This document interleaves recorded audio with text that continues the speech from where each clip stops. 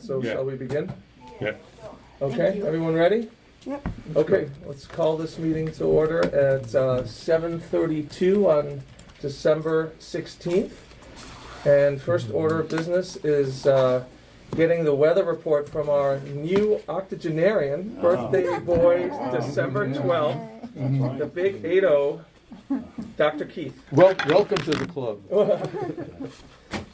So, Okay, as everybody knows, it was another very unusually mild day. 67 degrees here today, 70 in Martinsburg, West Virginia. And there's probably a lot more of that to come for the rest of the winter. I had emphasized in the last couple of months when I did this segment here that it was going to be unusually dry. And we're going to have very below normal rainfall and snowfall for the rest of the winter. As a matter of fact, the biggest snow we get here, we might have to wait till March to get it. The only good news there is that it disappears very quickly in March. So, hi Tiffany. And I was going to wave you on. If I'd have known that was you this afternoon, I would have given you the right of way. Anyway, the Christmas outlook is good. Next week will be cooler, mid to upper 40s, but probably still a little bit above normal. Could be a little bit of rain, but not much on Christmas Day. But then going forward, above normal temperatures, much above normal temperatures, and much below average precipitation. great. Thank you. Okay, Well, thank you and happy birthday again. Oh, thanks. That was I might add that it, in part and parcel, thanks to Katie. It was the happiest birthday I ever had. The kids took me out to Mama Lucia's that evening, and it was great. Good. And they had a surprise party there for me with some testimonials and also some roasting. Nice. Oh, that's nice, especially the testimonials. Well, the roasting, I think, would be even more fun. Oh, just hang in here a while. You'll get a flavor. Thanks so much. Next, we'll hear from Doug and the building administrator's report. Good evening. At 3506 Bradley Lane, the applicant has applied for a demolition and building permit. We had a residence meeting on November 3rd. The village issued their building permit on December 9th, but the demolition of the existing house has not begun yet. At 7200 Delfield Street, the village has closed that building permit. At 120 Quincy, homeowners have submitted a plan to the county and the village for review. The application proposes to construct several additions at the side and rear of the existing house. The staff has reviewed the plans and is waiting for the county to issue their permit for a final review. At 163 Quincy, the permit has closed for that additional parking pad on the east side of the lot. 3521 Raymond, the village has closed that building permit. And at 3404 Turner Street, the applicant has submitted an application for variance that was approved in September. The county has issued their building permit and the village has issued their building permit. But interior work has begun, no exterior work has begun yet. And that concludes my report. Oh, that was fast. Thanks, Doug. Thank you, Doug. All right. Okay, next, this will be an opportunity to hear from residents, to get their comments. If you want to raise your hand, either physically or through the Zoom app, and you will be unmuted by Niles. Oh, yeah. Okay. I'm asking you to unmute. There you go, Naomi. Let me put my video on. Hopefully, I won't be too much in the dark. So, knowing that you're going to be reviewing elections issues today, I want to weigh in on two things. One is I totally, fully support all mail-in voting. It's been very successful in recent years. It's safe, and we could always have a party thereafter, especially if we want to celebrate the results together. Secondly, I want to encourage you to consider a 5-person elections committee rather than a 3-person elections committee. It makes for a better government, it makes for more democratic participation, and it assures us that decision-making is not left with only 3 people, a small group of people. So, and lastly, I want to encourage you, I want to ask, actually, Ron, if he would follow up on a discussion that was started a while ago on the issue of a referendum that could be added to our charter. So, just as a follow-up to a topic that was raised a while ago that we have not had a resolution on. What are the pros and cons, and how do we add it to the charter? Thank you for giving me the time. And Naomi, just for clarification purposes, on the 5-person election council, you mean for the future, like for future amendments to the charter that it requires 5? Because we have 5 this year and 5 on the ethics committee as well. Yes, it should be in the charter. So should be, for it to be at least 5 versus at least 3 as it states right now. Exactly. Okay. All right. Just wanted to understand that point. Okay. And one other question, Naomi. When you say referendum to do what? To have a discussion about decisions that are made, either at the council or at the committee level, to have I will ask council to define what we mean by that. What can be used, so I see that Ron is raising his hand. It was brought up a while ago, and I'd like a follow-up on that. I'm asking him to unmute, so. Thank you. Yeah, so just by way of background and refresher, right now under state law, if we amend the charter, any charter amendment is subject to a potential referendum election by the qualified voters. So if the council were to amend the charter in a manner that the residents didn't like, 20% of the qualified voters could petition that amendment to a special election. And it would be voted on and overturned if 51% of the people that vote didn't like it. And I believe the proposal was add that same process into the charter for any ordinance that the council would adopt. In other words, not just for charter amendments, but any ordinance would be subject to referendum as well. Some municipalities have that in their charters, like the town of Chevy Chase and Chevy Chase View, I believe, maybe others. So yeah, that's an option. And the way to do that would be to amend the charter, and a charter is amended by the adoption of a resolution approved by the council. After adoption, well, first there's introduction, then a public hearing, which has got to be at least 21 days after introduction. Then if the council adopts it, it's then published in a newspaper of general circulation in once a week for 4 weeks. And after that, if there's no referendum petition, then it takes effect 54 days after adoption. Happy to answer any questions.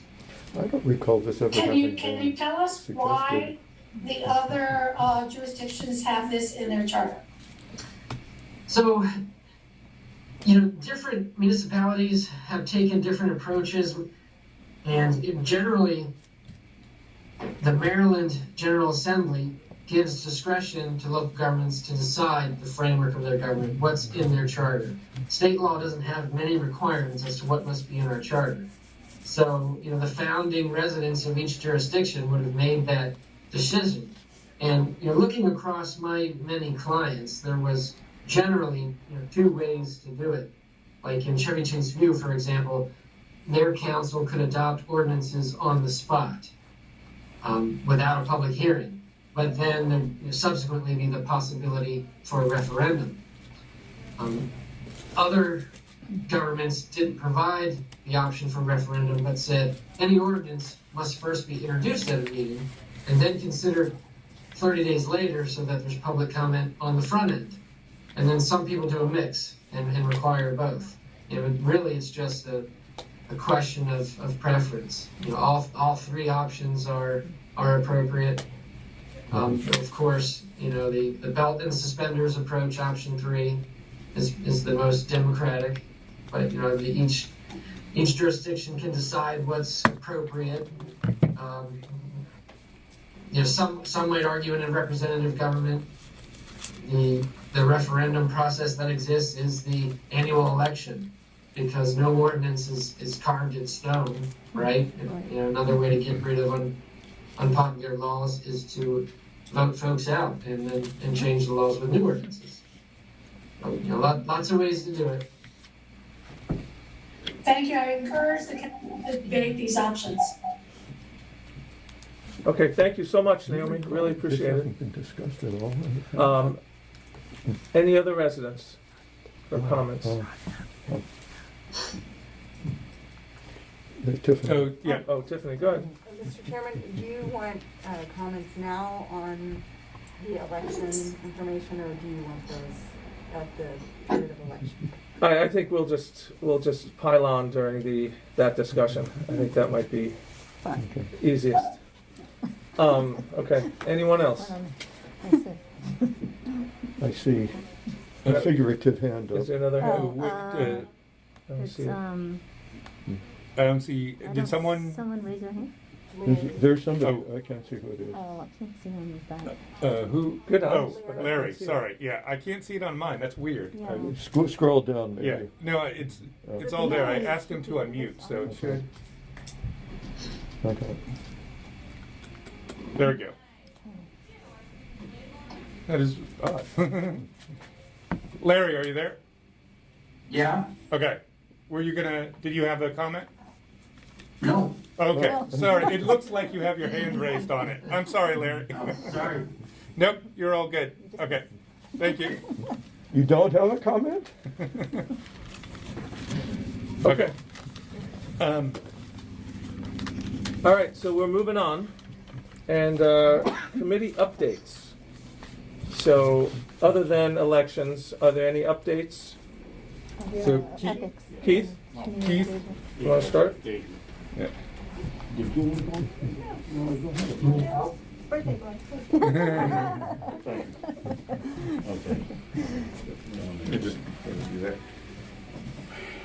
Okay, good evening, everyone. We're going to be in the planning stages for a event at the La Ferme Restaurant on February the 2nd. But we just have to see how things go with the guidelines from the CDC on that. So stay tuned on that. I've put down some notes here on some very good ideas from Lynn Welly. For block captains, we've set up a friendly neighborhood network. We set that up several years ago, and we'd like to continue to follow through on that.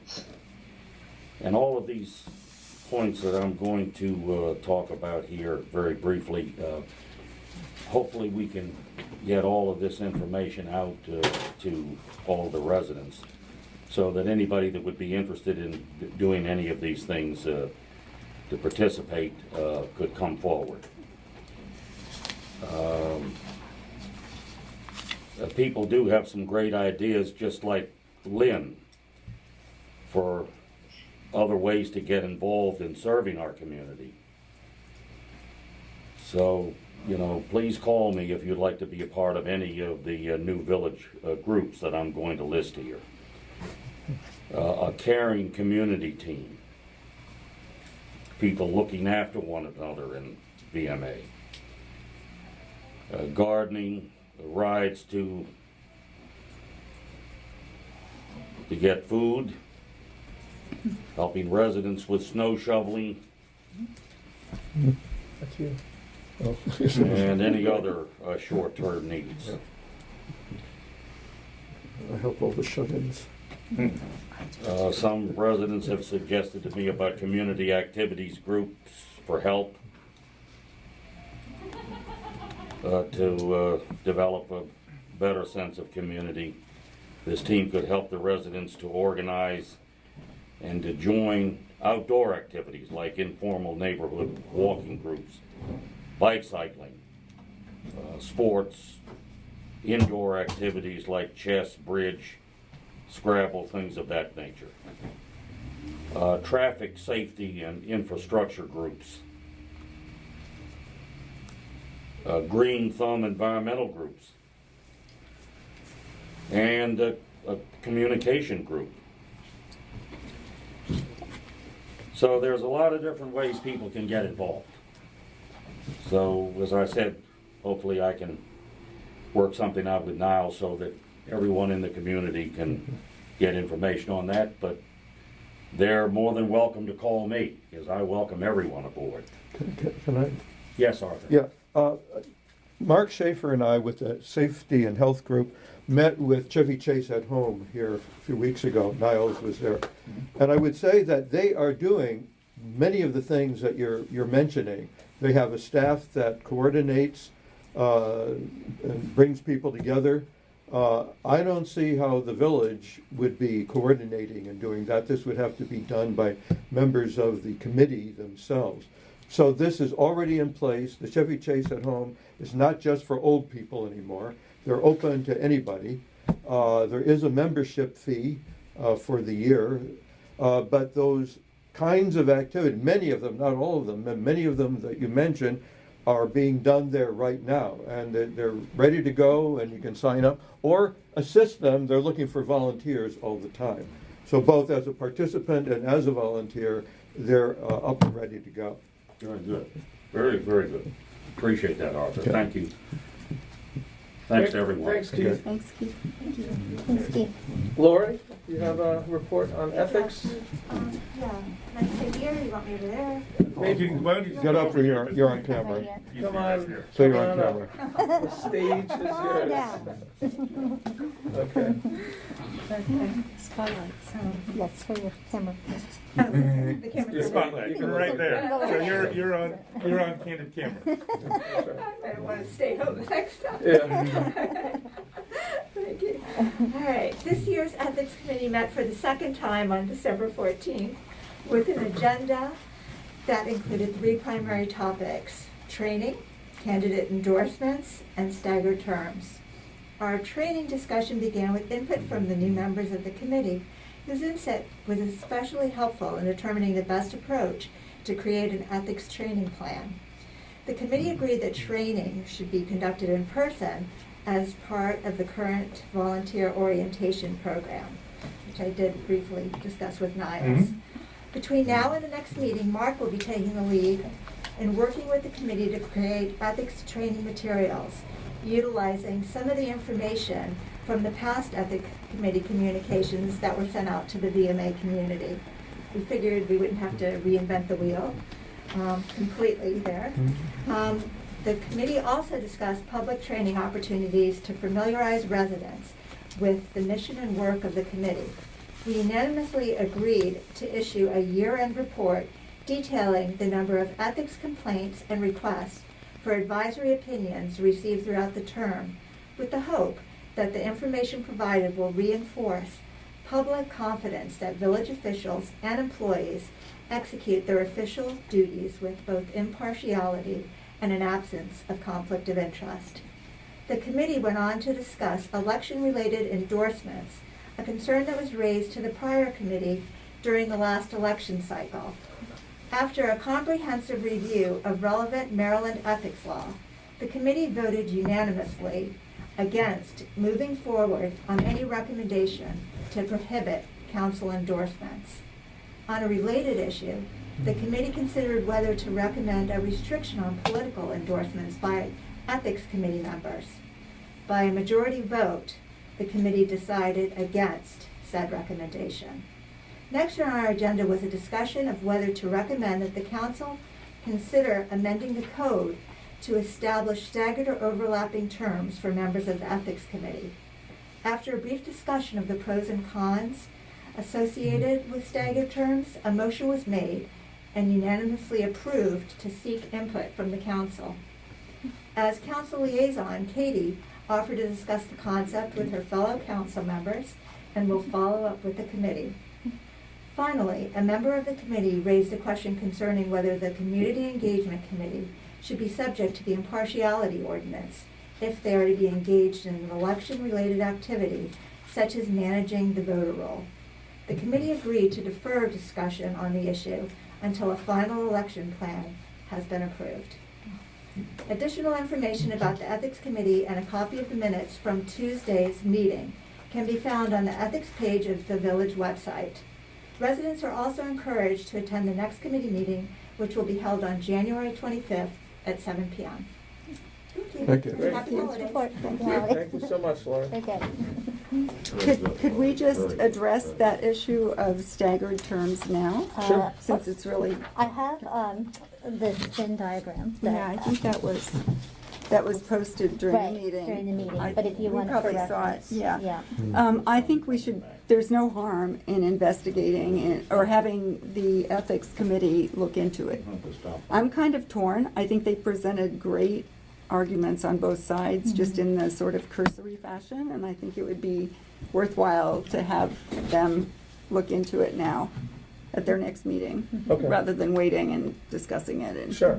So if you want to add that, I mean, I agree. I don't know, we don't need a motion on this. I think if we're in agreement, perhaps, Lori, under your leadership, you could have this as part of your agenda Absolutely. and Yeah, and I'm wondering, I can't remember whether it's in the code or in the ordinance, or in the charter, whether I know it states in one of them that all committee end at the end of the fiscal year and new ones begin on the next, so it would require amendment, either the charter or the code. The Ethics Committee is not in the charter, I think, because it was created later on. Well, But it says, It is in the code. I think it says, they throw it together, election and Right. ethics committee. It's in the code, the election committee, and then the ethics committee, they have very similar, there shall be an ethics committee, there shall be Right. an election committee, and it does say the term. That's part of the code. yeah. Right, okay. All statutory So- committees run right. for a year. Right, Right. Right, okay, okay. yeah. And the staggered would be, Well, it could be anything you want it to be other than a year. It would have, or it'd have to be more. It would have to be more than a year. It could be 2 years. The town of Chevy Chase, the village of Chevy Chase both do 3 years. It's kind of common in the county to do 4 years. It would just, I think the benefits are, well, one, it's widely considered to be a best practice among Right. ethics bodies. But two, we're talking about doing training. And if we're doing training as part of orientation, it would be good to have someone that was Mhm. already on the committee Right. do the training. Because conceivably, there could be a whole new committee. Right. I also think this year has been proof that the mix of new people and experienced people has been fantastic, because the new people have a different perspective. They were Mhm. great talking about, where the training was. But, to come in and just take over, if there's an ethics complaint, that could come out in June. Who's gonna, or is the committee gonna turn it over to a new committee? I think that there's a lot of. Lord, reasons was to it just support it. confined to the ethics committee, or did your discussion also apply to the elections committee? Well, I think that we're just thinking about the ethics committee. at But this point. the same arguments would You could apply. make the same argument for the election committee, although I would say the election committee has migrated more to using a vendor, and, the election is a very set period of time. Yeah. That, they come in September and they have until May to get the election done. Whereas the election committee, if there's, Ethics. Ethics. if there's an advisory opinion, Yeah. if there's, if the training, all of that is more of a year-round basis, Right. not on a set schedule like the election committee. And of course, it's quite a commitment that we ask of our residents today to volunteer for 1 year, let alone extending that. So it's, it might become a challenge, but I do think it makes sense. So, It's something for serious discussion. And I Yeah. think we've been very fortunate on the ethics committee to have people who have held over. Yep. Mark has been on that for several years Mark's now. been on that for This is your several second years. year. Yep. And I think just having you both continue on has been demonstrably So, beneficial I think this to year the really village. has demonstrated the benefits of having that mix of new Yep. and experienced. And that, you know, now it can happen anyway, but it would happen by chance. This would codify that it would Right. always happen. Right. Right, and So- especially, I think, outliving maybe even council members that appoint is a benefit in and of itself. Mhm. So I think Mhm. that's a good idea. So I'm seeing hands go up. Do we want to, is this something we want to do for residents' comments later, or? Let's hold. Later. Okay, let's hold Proceed. our comments on this for later, because we're you have anything else, Lori? No, I think that's it. And, Okay. you know, if residents have comments on that too, I will Yeah. put it on the agenda for the January 25th Okay, meeting. so residents will have an opportunity at the end here to comment on this, and then at the next ethics committee Absolutely. meeting as well.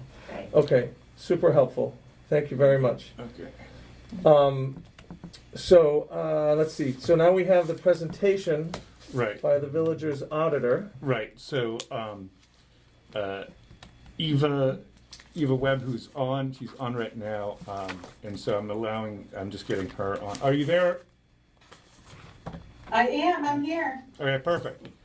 So Perfect timing, huh? Yes, I was just texting you to make sure that you were on.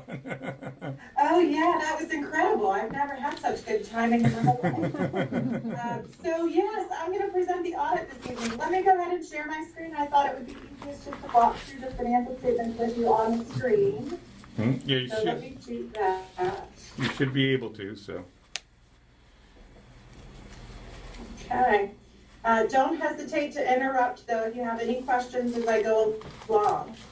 So just a reminder, we did the audit for the village for the year ended June 30, 2021. And of course, these financial statements are comparative, so the results from last year, fiscal year 20, are also included, so you can kind of get a gauge as to whether we're doing better or worse than the prior year. And of course, we were doing better than the prior year. So I always like to pause on the independent auditor's report and just remind everybody, you see here in the middle, management is responsible for the financial statements, and all we do as auditors is express an opinion on those financial statements. So at the top of the next page, you'll see, in our opinions, the financial statements referred to above present fairly in all material respects. And so what that means is the village has another clean audit opinion. So congratulations. Great job. You'll see here at the bottom, yeah, we dated this October 27th, 2021, and everything was submitted to the state timely. I am going to skip through management's discussion and analysis because that is sort of the summary or high-level results, and we're going to actually walk through the statements themselves. So we're going to go to Exhibit A1, the statement of net position. And so if you were in a for-profit world, this would be kind of what you would know as your balance sheet. So you'll see here, about a third of the way down the page, the village has total assets of $4.2 million. And if you look up a couple lines, most of that, a little over $3.1 million, is in cash and investments. The other largest piece of the assets for the village are the capital assets, so the fixed asset type equipment. Computers, those kind of things, streets, that kind of stuff.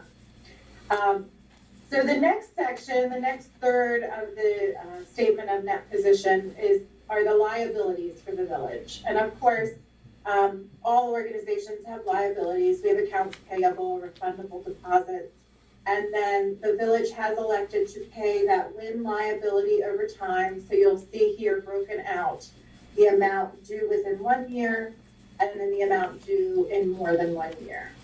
So the total liabilities for the village at the end of June 30, 2021, about $250,000. The difference between your assets and your liabilities is what's known as net position. And so a lot of times that's sort of what people call your reserve. But the difference for the village last year was a little over $4 million. And you'll see here there's two different numbers. Unrestricted is what's available to be spent. So that's a little over $3 million. And the 967,000, if you look up above, it's the exact same number as capital assets, because that's not cash, that's not liquid. But it is invested in those capital assets. The next statement is Exhibit A2, which is your statement of program activities, or if you were a for-profit, we would call this your income statement. The presentation on this is very confusing. I have learned to like it over the last 15 years, but it is a little different than what most people are used to seeing. It starts with expenses, not revenue. So this column here are all of the expenses for the village by category. Let's say governmental, general government, building and zoning, public works. And then it shows in the next several columns how you paid for those expenses. So the column immediately to the right is the one that says charges for services. And that was about $21,000. And then we also do get some operating grants and some general contributions, about $37,000. And you'll see the next column shows that those sources of revenues did not cover the expenses. They were short by about $640,000. So as a local government, what do you do when you have shortfalls? Is you assess taxes. So for the village, I think everybody on this call is probably very aware, your largest source of tax revenue is from income taxes. About $750,000 last year came in from income taxes. And then you also do have $41,000 from property taxes and some other intergovernmental interests. So your general revenues for fiscal year 21, about $826,000. The difference between the revenues and what's left here, those expenses, show that the village had a $185,000 positive change in net position last year, or net income. So you add that to the beginning of the year net position, and that's how you arrive at the end of the year net position of $4 million. A3 is that exact same statement, but for the year before. So we're not going to cover it, but it is in there in case you wanted to see how you fared compared to the year before. Now, the very confusing thing about municipal financial statements is that there are two sets of financial statements. So the second set of financial statements starts with Exhibit A4, and it's known as a balance sheet. It's on the fund level, which is very similar to how you budget. So it excludes anything that's sort of long-term in nature. So it does not have capital assets and it does not have debt, but it includes everything else. So you'll see total assets of a slightly lower number because it does not have the $967,000 in capital assets. Liabilities are also slightly lower because it doesn't include the wind liabilities since that is long-term, $58,000. And so the difference again, is your fund balance, which is $3.2 million. And you'll see here we have a couple categories, non-spendable and assigned, and the difference is unassigned. So we'll talk about those in a few minutes when we go over that note. Exhibit A5, the same thing. This is going to be an income statement, but on the fund level, which is how you guys budget. So this should look very familiar to you. Total revenues, again, about $879,000, with most of that coming from taxes, $745,000. Our expenditures were a little over $696,000. So your difference, the excess of revenues over expenditures, about $183,000. So a very good year for the village. A6 is a statement that just reconciles the two sets of financial statements. So you'll see the differences between the two changes in fund balance and change in net position resulted from some capital asset activity and then some payments, some debt service payments. So it's just a reconciliation to prove out that they balance. The notes to the financial statements are there for users to kind of get a wording to support some of the numbers and the information in the financial statement. So we're not going to go through note 1 at all in any kind of detail. All that really is a summary of all of the significant accounting policies used by the village. So we're going to start on page 7. And I did want to point out, sorry for the scrolling, I know it's hard to watch that. I did want to point out on note 7, deposits here in the middle, you may receive notification from the state. Sometimes they do, but sometimes they don't when the balance is low. We do have, I'm sorry, I apologize. I read that you had uninsured balances in fiscal year 21, but actually at June 30, 2021, all amounts were covered by FDIC. It was last year that they weren't. But we do like to point that out because that is a state statute to require FDIC insurance. The next one is note page 11, note 3D. So right here, as I mentioned just a few minutes ago, you have different categories of your fund balance, non-spendable, committed, and assigned. And I just wanted to remind everybody what the assigned fund balances represent. This was included in your fiscal year 22 budget, the streets, the walkability, the reserve, and the other capital projects. So it's 2.5 million at the end of the year. Another thing that I wanted to point out is note 4B, your office lease. This is going to be important, and we'll talk about it in a few minutes because GASB, which is the governing body for the accounting for municipals, has instituted a new accounting policy in regards to leases. So we'll talk about that in a few minutes. But just a reminder that you do have a lease that doesn't expire until May 2026. And here are the future commitments, right? So these are the amounts that are required to be paid over the next couple of years. The wind liability, I think everybody at this point is very familiar with that. We've been talking about it for several years.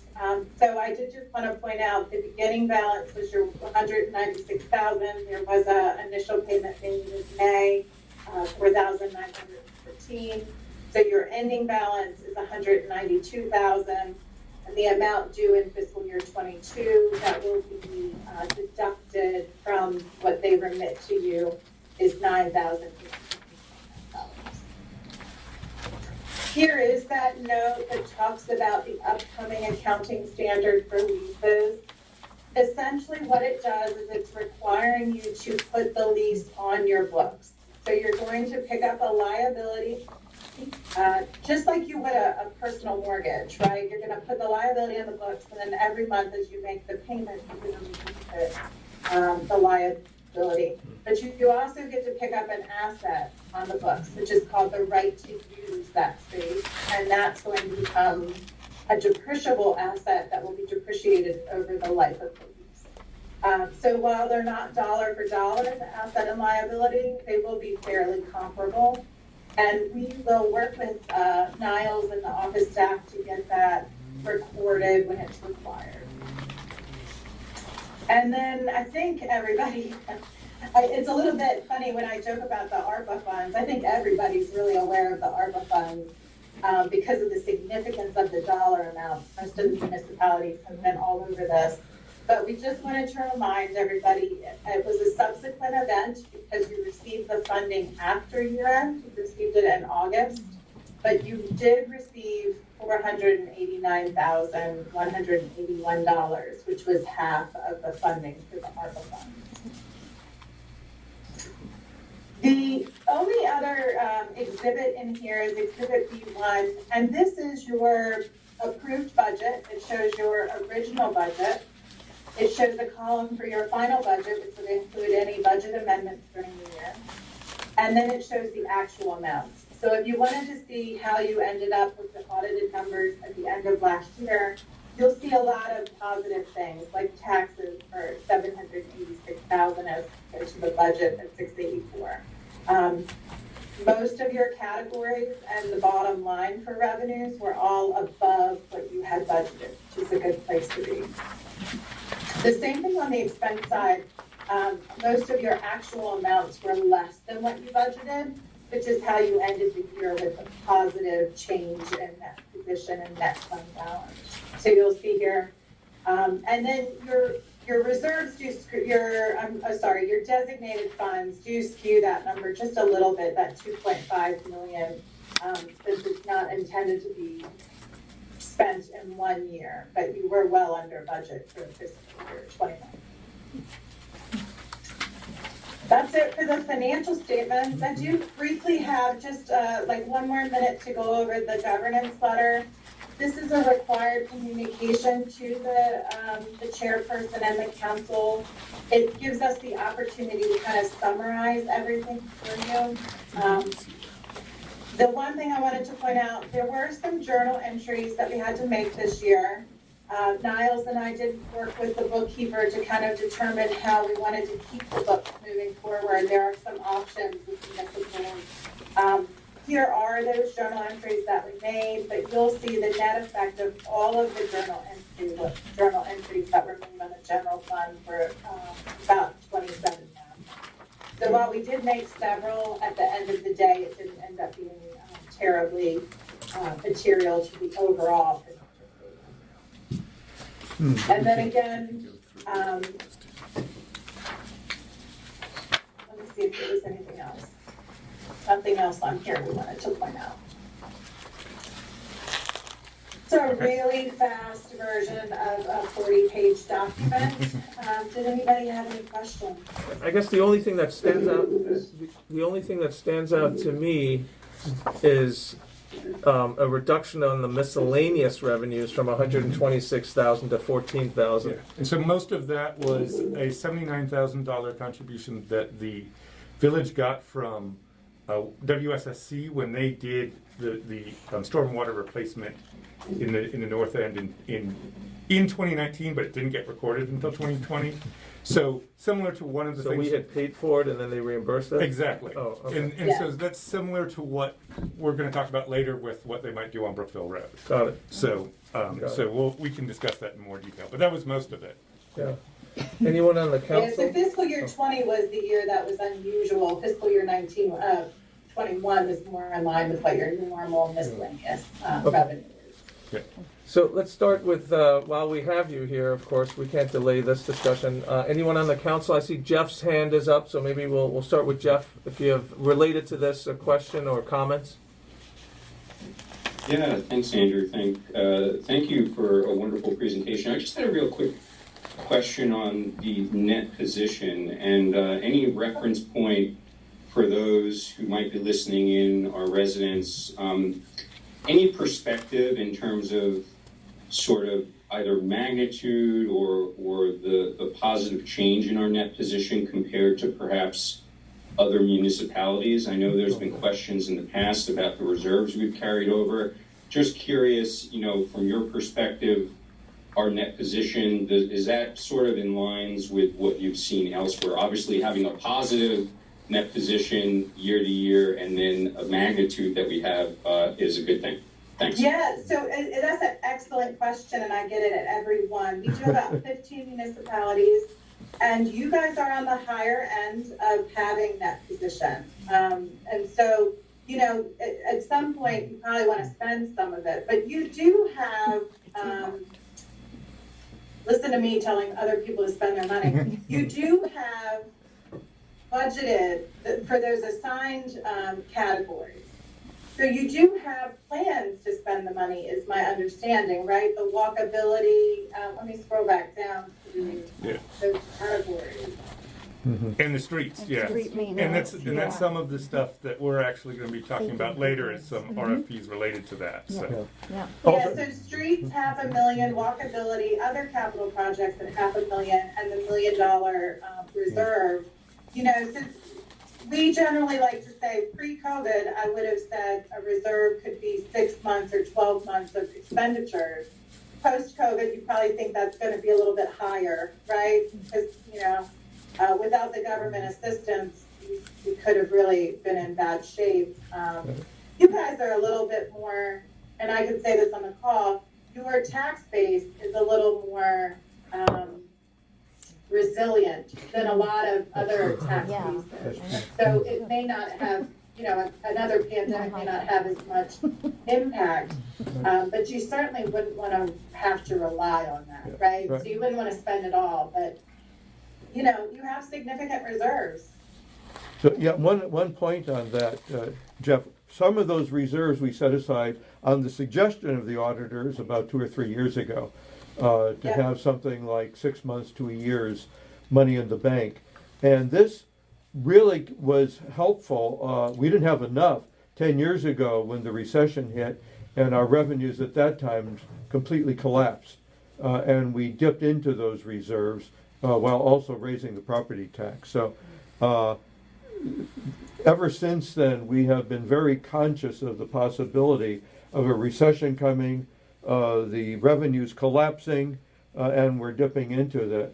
But as you mentioned, this year we had the very sharp recession, but the revenues did not collapse, which was a surprise to Yeah, everyone. the only other thing I will point out, and we do this analysis for you guys, and I didn't bring it with me tonight, but you have a smaller income tax base, right? There's only a certain amount of people, and so your income tax number can fluctuate, and so you don't, and you have always tended to budget income taxes very conservatively, which we of course would recommend. So just keep that in mind as well, that, you know, one income tax payer could be a big chunk That's of right. that, and if That's they right. have a year in which they're not contributing a lot, that could impact. That's right. Yeah. And it wasn't Thank me. you. And Thank it you, wasn't, Larry. wasn't me. I mean, thank you, Arthur. Just real quickly, I think with goods and services the price is going up with inflation. That's another thing that we need to keep an eye on as well, as we even in these earmarked projects, the prices that they might quote us today will be very different from what we expected maybe Possibly. 6 months ago. It'll Who be knows? $4 million. That is a very valid point. Yeah. Yeah, I think across all sectors. Yeah. Yeah. Pricing. So for residents with their hands up, these are hopefully related to this particular issue. So I'm going to start with Marty. If we can unmute Yep, Marty. I'm doing that right now. Okay.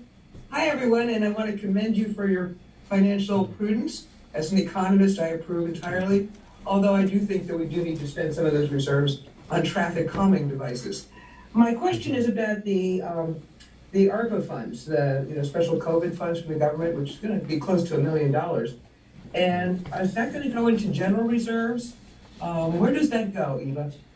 It does. It just goes into general reserves until you put earmarks on it. And I apologize. Has the village determined what they're going to spend those funds for? So we're so one of the things, we'll discuss this later in the meeting as well, but doing things like sewer, water and sewer infrastructure things, partnering with the state and the county on. And so right now we have those funds specially designated as federal grants in our budget. So it's not yet.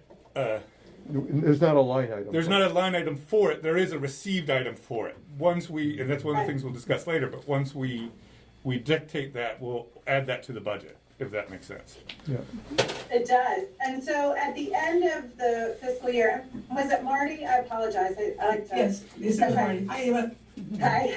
So at the end of the year, if anything remains unspent at the end of fiscal year 21, it will go into that restricted category. Because the federal government has put purpose restrictions on it. So it will send, the town either has the option to put it in its own bank account, or it can commingle the funds.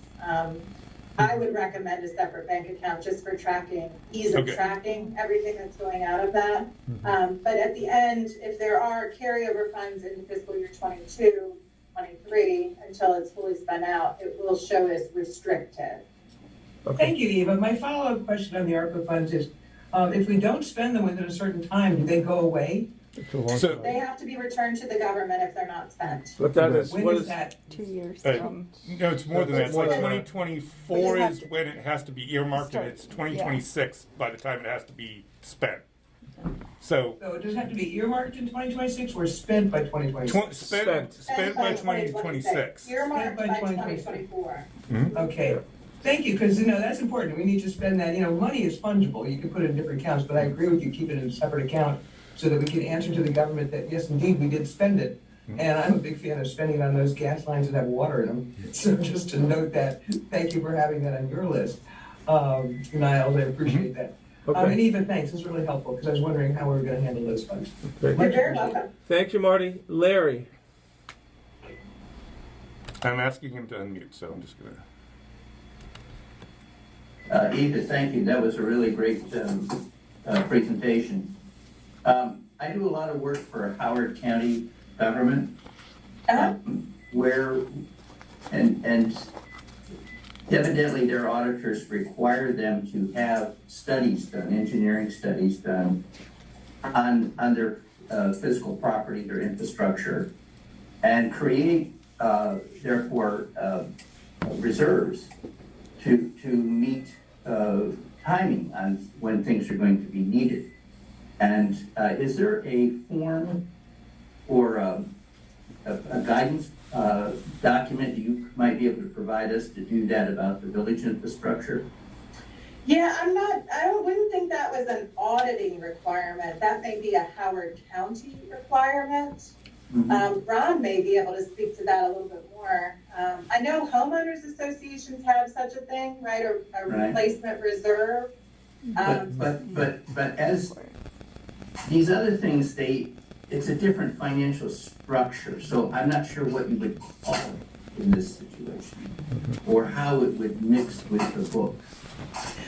Well, so you just asked the right question. Don't get me on my high horse about depreciation. So when we buy an asset, right, when the village buys an asset, we depreciate it over the life of the asset. But that's a book transaction, right? That's not cash. We're just recording, let's say the asset has a useful life of 10 years. We're taking that, and it really adds to the bottom line. So theoretically, you're supposed to be saving that money so that in 10 years, when that asset's useful life is over, you have the cash in the bank to pay for the next asset to replace it. Right. Nobody lives that way, right? Nobody does that, except you guys. You guys have, significant reserves, so you can afford to do that. But I didn't answer your question. I don't know of any specific requirements for what you're talking about. Maybe Howard County has, like I said, something in particular where they're requiring themselves to kind of assess. It isn't so much that it's kind of hard to figure out the kind of document that it's in such a situation that you as an accountant might seem was clear and helpful. And if you knew of such a form and could provide it, that would be really helpful. Yeah, so my homeowners associations get an engineering report, like they do an assessment of all of the, property within the town, within the homeowner space, the building itself, the roof, the HVAC, all the different components. I can dig up one of those and some of the engineers if that'd be helpful. Yeah, well, if you want to have fun, either you can, I just recently did one for a racetrack. I mean, hey. Oh, yeah. You get bored, let me know. Okay. But don't get me on my high horse about depreciation. About those tracks, I thought she was going to say. Thank you, Larry. Naomi, if you have a question related to the auditor's report, Niles will ask you to unmute. I just did. Thank you.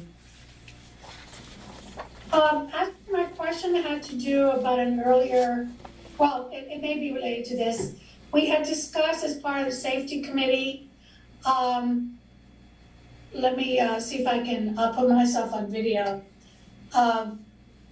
We have discussed as part of the safety committee the snow shoveling aspect of sidewalk snow shoveling. And I had asked Niles if he would follow up on that. I don't know if this is part of the infrastructure issue or whether it's something that will come up in the budget discussion later on. Just wanted to ask for a follow-up on that. Yeah, let's talk about that a little bit later, because we can talk about costs and stuff like that and standards. Okay. I would love to hear Ava's response on snow shoveling. Just kidding. We'll let her off the hook there. Any other questions regarding the audit? Okay, great. Thank you so very much. Thank you. Super helpful. Welcome. Thank you guys for having me. Thank you. Have a good rest of your meeting. Thank Thank you. you. Thanks, Thank Eva. you. Okay, so the next agenda item is the discussion and possible introduction of a 2022 election plan, and discussion of a proposed charter amendments. I'm not sure we're going to have that necessarily. My big question before I let the chair, Peter, start this discussion is I only had a chance to look at the draft probably an hour before I came to the council meeting, and I wasn't quite sure if this was the most recent draft that was submitted because there were at least 3 or 4 items in it that, based on my participation of the meeting, was not discussed or approved by the whole committee. I did get one committee member reaching out to me to flag some of that as well. That includes the curing issue, the submission of a 30-minute grace period, discussion. There was a discussion, but no decision, I think, on the ballot receipt deadline. We talked between 7 and 14 days. We didn't come with a decision here. So I realize this is a draft, but I don't know if this is the most recent draft because it does have items that were not discussed. Yeah, and I have similar question before I swallow this. What I wanted to know whether this draft has been approved by a majority of the committee or not. If it has not really been approved by a majority, then I think we should hold off reviewing this draft plan until we get a final one that has been submitted to the committee, edited, various issues raised and resolved. So before going into detail on something that may be changed, I would suggest with my council's review that we wait until we get, if this is not a majority approved document, that we wait until reviewing one that has been reviewed, edited, and accepted by the entire, well, not the entire committee, but at least a majority. So over to you, Peter, whether this is a majority approved document. Well, the heart of the document has been approved by everybody. We adopted some changes to it in several of the last recent meetings, and so those were adopted and I incorporated them. There were also a few details such as this issue of the grace period after nominations are submitted that Katie had asked me to include that had not been incorporated into previous drafts. So that is new, that happened after the last meeting. So the entire thing, as a single body, has not been approved. And so, if you would rather that we hold off on this, that's fine. I would ask you to remember that we have to get this approved by the January meeting.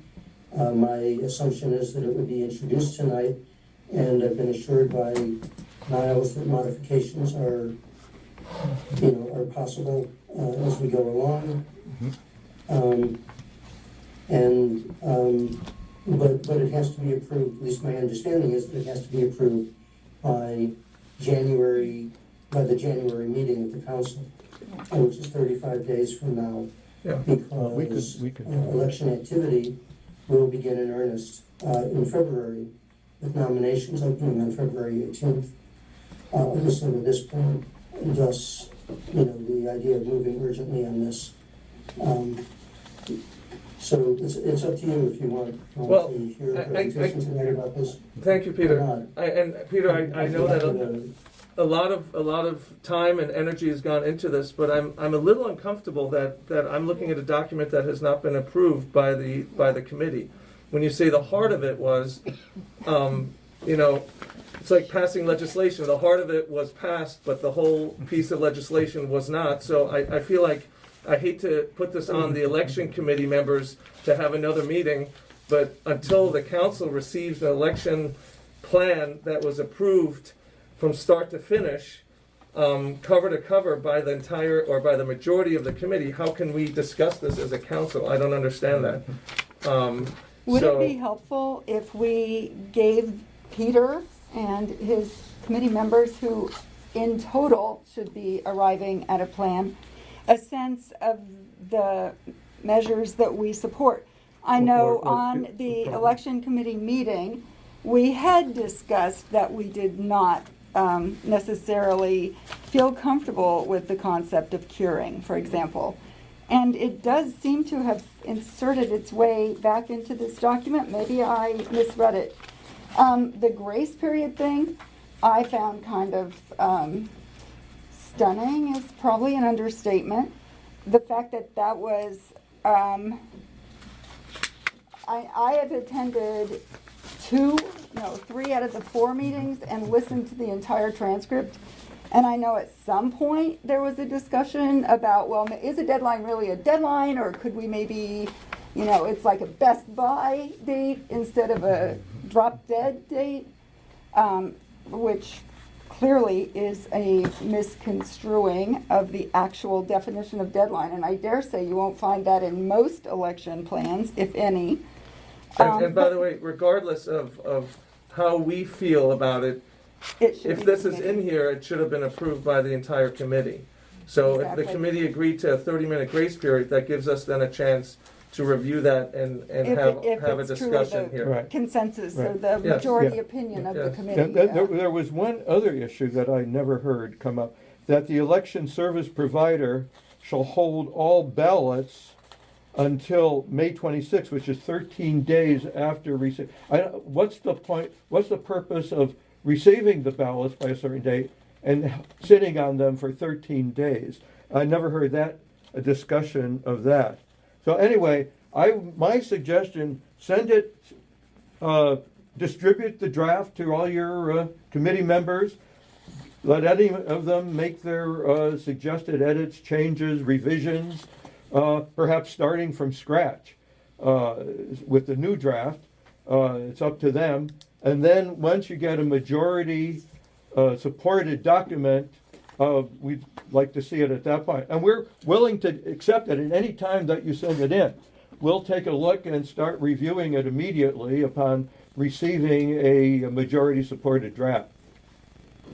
Rather than discuss something today that could be changed tomorrow by committee members. We have Ron? is there an agreement on that? Yeah, I mean, Yeah. I feel like whatever was discussed in our meeting at the beginning of the week, and the items that have found their way into this draft, if this is the most recent draft, need to be discussed at least internally with your committee members so that they can vote on them before we can even take a look at something that has not been, looks like has not been approved by the majority of the committee. That makes it a little more difficult for us to make decisions that we feel like have been blessed, or a plan that has been blessed by the entire committee. Did Ron have I was going to say, something? Ron, did you have a comment on the process and timeline, I think? Yeah, I just wanted to mention for the council's consideration that the charter does provide that no ordinance or regulation can be adopted until at least 30 days after the meeting is introduced. So you should please keep that in mind. We can always have a special meeting to regulations, because review and adopt. you do need a 30-day layover between introduction and adoption. Okay. Yeah, I think we have the flexibility of having a special meeting just to review and adopt. But hold on, Jeff has his hand raised. Hi, thanks. I'll make this quick. So I just wanted to, and perhaps Niles and Ron, while you're both, here to advise Peter and the rest of the committee, but could you just be very explicit? So is this an administrative function? I wasn't sure if this does not necessarily need to be an open meeting. They've collected the feedback and now they need to just have an admin meeting, and whatever has to go through the sausage machine, they vote on it, and then they send it to us. And as Andrew had said, because of the time sensitivity, if we need to have a special meeting, we can do that. But just so that it's very clear to the committee what has to happen so that we can actually look at it. Yeah, that would be an advisory function, which would be compiling a recommendation to give to the council. So that would be subject to the act and require an open meeting. But Ron, If a quorum engages in a discussion. Yeah. So, if you're crunched for time, with 5 members, you wouldn't necessarily have to have a meeting. Peter could talk to one other person at a time, and sort of panel everybody and come up with a document. Right. But how would we know that it was a majority approved Well, then they document? would then? have one final meeting to What- do it. We would then have one. Their committee would have one final open meeting to vote on it. to vote on it. And, Yeah. and then it comes. But they can all submit individually, Their marked up drafts, and as I said, Peter could then discuss individually with each member, what do you mean by this, and, Okay. That seems laborious too. well, it is laborious. Yeah, I mean, It's a if laborious process. If that's not too difficult, Yeah. if there's a lot of discussion to be had, I Yeah. would suggest a meeting. Yeah. Yeah. Leah, I think Leah wanted to. She's on the committee. Yeah, hi, I'm just curious, like, in the interest of time, I'm a member of the committee. In the Right. interest of time, is it possible for us to go with, the election plan from the previous year, but just update the dates? That is totally what we feasible currently and have? possible. That was designed for exactly that purpose. I think George helped produce that to, you fill in the dates. And that can be done administratively, can't it, Ron? And you already have the dates. The date filling in can be done administratively If you adopt the. if the plan is adopted? Yes, Okay, yeah, okay. So that would be pretty That's efficient. one Yeah. feasible path. Okay. But As my vote. that was based on a in-person voting as the main way. Now, that might be tweaked in certain ways. You don't have to change the rules every year. Right. And the That's rules right. can stay in place and just amend the election schedule each year. That's the main thing that varies year to year. Yeah, I mean, at the end of the election, typically there'll be recommendations on how to improve things, but you don't have to change things. Right. Okay, so Susan. No, I'm sorry. Yeah, go ahead.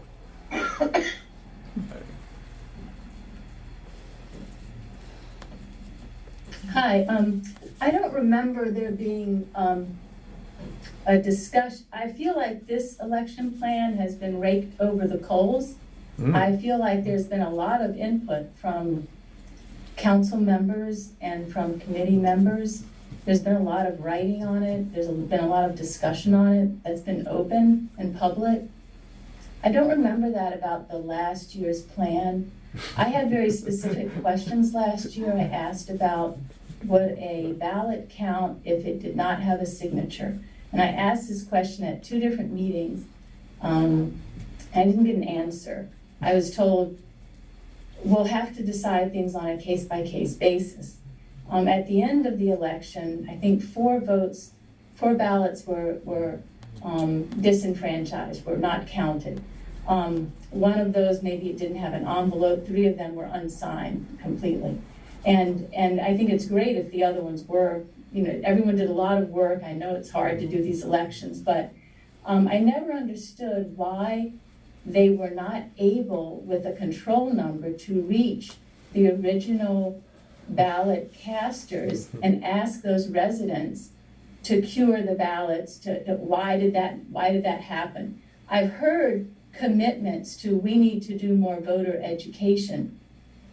But when it comes to a targeted group of people who clearly didn't do something right, even if you think about it for the following year, even if you don't cure that ballot, even if you don't change it, there seems to be a dismissive attitude towards helping residents be enfranchised. And what I was very uncomfortable with at the last meeting was comments made by council members and committee members that I felt insulted residents about who would not have signed and followed the rules the way they were supposed to. If they didn't sign these ballots, they shouldn't have them counted. That was the rule.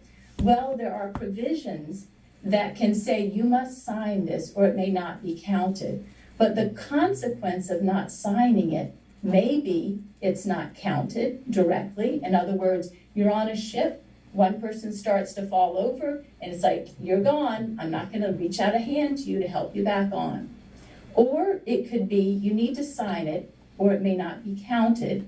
So we will have a process called curing a ballot, we will try to contact you. If you can sign an affidavit that you voted, and this is your identity, then we will allow that to be cured. We will now open your ballot and see what it says and count it. That is the process done in Montgomery County. Montgomery County and other local boards of elections tell me, and I've heard this directly from them, they will leverage every resource available to cure mail-in ballots with missing signatures. This is done at the state, this is done in 20 states, it's done in our county level. They say that they will exhaust all options, and the quote from them, they will contact them through phone, cell, email. They try, it is critically important to enfranchise people and not to sit around and joke about these people who, I don't know why they overlooked signing it, but I do know that there were 3 people who did not have their votes cast last year, whose ballots were not looked at, because the election committee decided that we can't touch that. It's done. They didn't follow the rule. That's because the rule was made to have the consequence of, push you off the boat. You start to fall off a little bit, that's it. You're out of here. Now, they have a control number on the ballots. That's how you can reach the original people. There are ways. There were comments made at the last meeting, the election committee meeting, about the IQ of residents. You'd think that people have an IQ, they think they'd have enough education around here to know how to do that.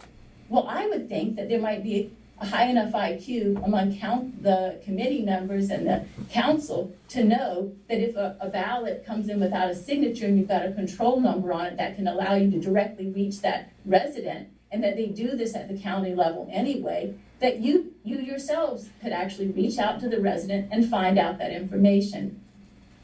Okay. That would be If I might just. Susan, a majority of the committee voted not to do that. So that, we'll accept it. Susan, do you want to say something? Yeah, I would like to just follow up, and I actually have a follow-up for Ron. I haven't looked at all the surrounding jurisdictions. I know that Maryland did not adopt, or does not have a curing provision. I haven't looked at all the surrounding jurisdictions. I looked at Chevy Chase Village tonight. They say if your ballot does not comply, it will not be counted. There is no provision. And I wonder, Ron, if you might be able to offer an opinion on whether we are really outside the mainstream in not having a curing process, or if there's something really inherently nefarious about us not curing. Thanks. Yeah, I haven't researched that question as to what other jurisdictions are doing. I'm not aware off the top of my head of curing provisions in the other jurisdictions I represent. That said, mail-in voting is new. So, it's something that you wouldn't necessarily expect to find in other communities. I apologize, but I did hear. Wait, I'm not finished yet. Sorry. With respect to tracking down folks with the control number, it's possible, but you got to think about election secrecy as well. And do we really want to be having folks have that knowledge? What voters are what control numbers? But frankly, it's really more of a policy question, I think, than a legal one. The council can decide whether it's appropriate or not. So I just want to say one thing, Susan. First of all, I appreciate your comments. I really do. I think you present some valid arguments. The point of this discussion before you made your comments, though, was that this was put into an election plan that was not voted on by and approved by the majority of the committee. And as Arthur pointed out, in fact, there was a vote on this particular item as it relates to the back of envelopes that are not signed. So I would kind of put that ball back in the court of the committee if they want to make adjustments to it or have further discussion. Obviously, there's a time limit we have here, but the point of this conversation is the draft plan as presented tonight was not approved by the majority of the election committee. So how can we even consider anything that's in it? This is really odd. if you have a follow-up, go ahead, Susan, and then we have various hands that I'd like to call Yeah, on. I do have a follow-up because I'm not sure it was clear that I was quoting. I was telling you quotations from the Montgomery County Board of Elections. I understand that you all can come in with, I mean, people have a lot of experience. I don't, no, I can't say that I have more than anyone else. But I can tell you that this is a quote. Montgomery County and the other local boards of elections will leverage every resource available to cure mail-in ballots with missing signatures. That is a quote. Okay. We will exhaust all options and contact them through phone, cell, email, etc. They Okay. don't suggest knocking on doors. And there's a different, I think there were two discussions that I heard going on. One was about curing unsigned ballots. One was about curing ballots that were non-conforming in other ways. So it was my understanding from the discussion that curing unsigned ballots was not supported by everyone, but that curing them in other situations was. And at least that was something that I got from the discussion because this election plan was discussed and we had an opportunity to engage on it.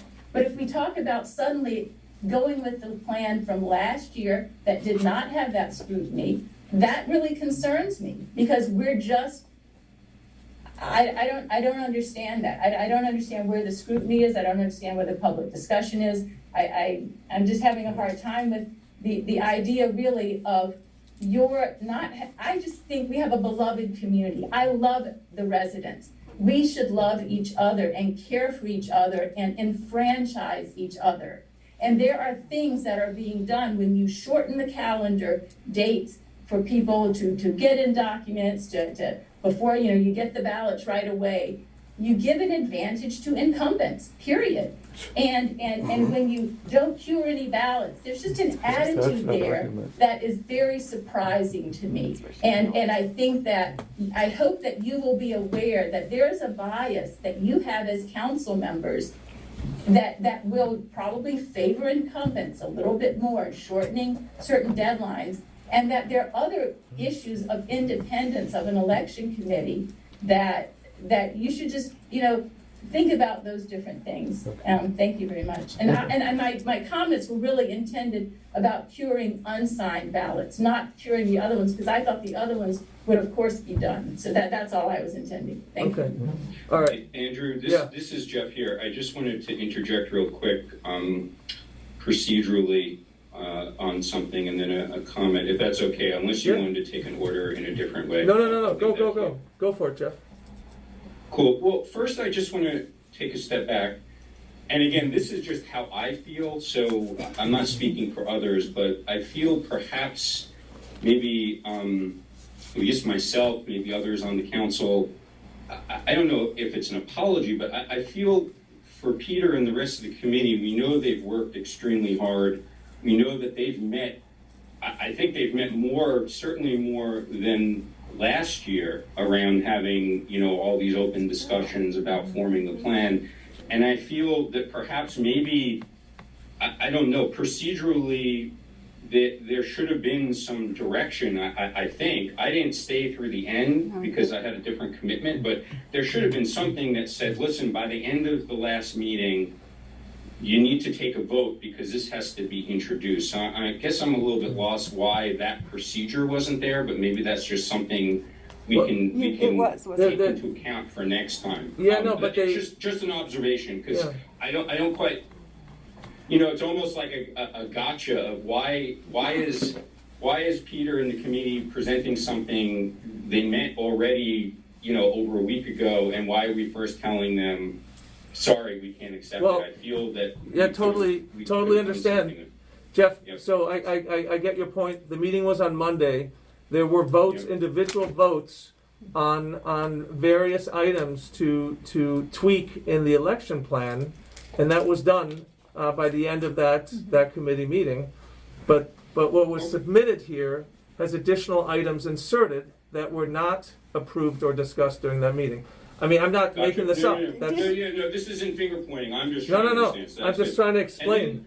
The other thing, last thing, again, I'm not trying to push it, but I know it seems like we're having a line item discussion on some things that some council members disagree with, which I understand, but perhaps we hold off until we get the That's final what we approved wanna plan. do. But since that's happened, Exactly. I just want to be very clear. My understanding, and please correct me, either Andrew or Peter, but the committee has approved an all mail-in election. That is not something that Yes. is controversial. With, While we've with heard the with the option of dropping off those sealed envelopes on election day. But our understanding is that this is an all mail-in. So I just put out there, that seems to be a big ticket we could vote on tonight, because that really sets the stage, I think, for other things which are important. But I think the real important piece is, are we all mail-in or not? And I think we are all mail-in. But let me. But I don't. Out there, and I don't. Arthur, I have great respect, but I do want to just point out, you mentioned last year's plan was focused, around the idea of in-person, but it was an all-mail-in election. I just want to be very clear. Yeah, that's right, that's right. The procedures, So it was a very flexible plan. yeah. I think is a Correct. good point of yours, yeah. So Okay. my question is, are we ready, are we prepared to vote on an all-mail-in? No, It's really no, still in the, no. But, it's I still mean, in the committee's Yeah, court. we don't have we don't have an approved Yeah. committee plan overall. I don't know if we can vote piecemeal on Yeah, things that have no, not I been didn't think so. approved of by the Well, committee. okay, I'm just putting out there, last meeting, we were prepared to do that. If you may recall, I think Arthur had proposed we could vote on certain things, so I'm just kind of throwing out the same suggestion last time. I think the all mail-in is probably the most pivotal piece of this entire policy, at least in my humble opinion. And given Omicron and all these other things, I'd like to get that out of the way, just so everyone has peace of mind that we don't have to continue to debate this. This is a done deal, and we can move on. But okay, so I think for those that are listening tonight, there should be peace of mind because that was approved by the committee. So that will be in the final plan presented here, and I think, unless I'm mistaken, the majority of the council approves of that. So that's fine. That's not going to change. I don't think that's Yes going to and be. no. Pardon? I mean, I have Yeah. my thoughts on that. Yeah, Okay. right, but- yeah, I do. All right, Unless so- the committee changes their mind. Yeah. Well, okay, so For various reasons. yeah. So at any rate, I just don't know if we can piecemeal No. these sections without the full approval or the majority approval of the committee. Let me go to George. He's had his hand up and he is on the committee. Yeah, so I would just add on that front, because I know there was discussion about the evergreen rules that were drafted last year, which was, one of the goals last year was splitting into two parts, of one part being evergreen election rules, and then that could persist, and then the second one just being, let's walk through the timeline on things.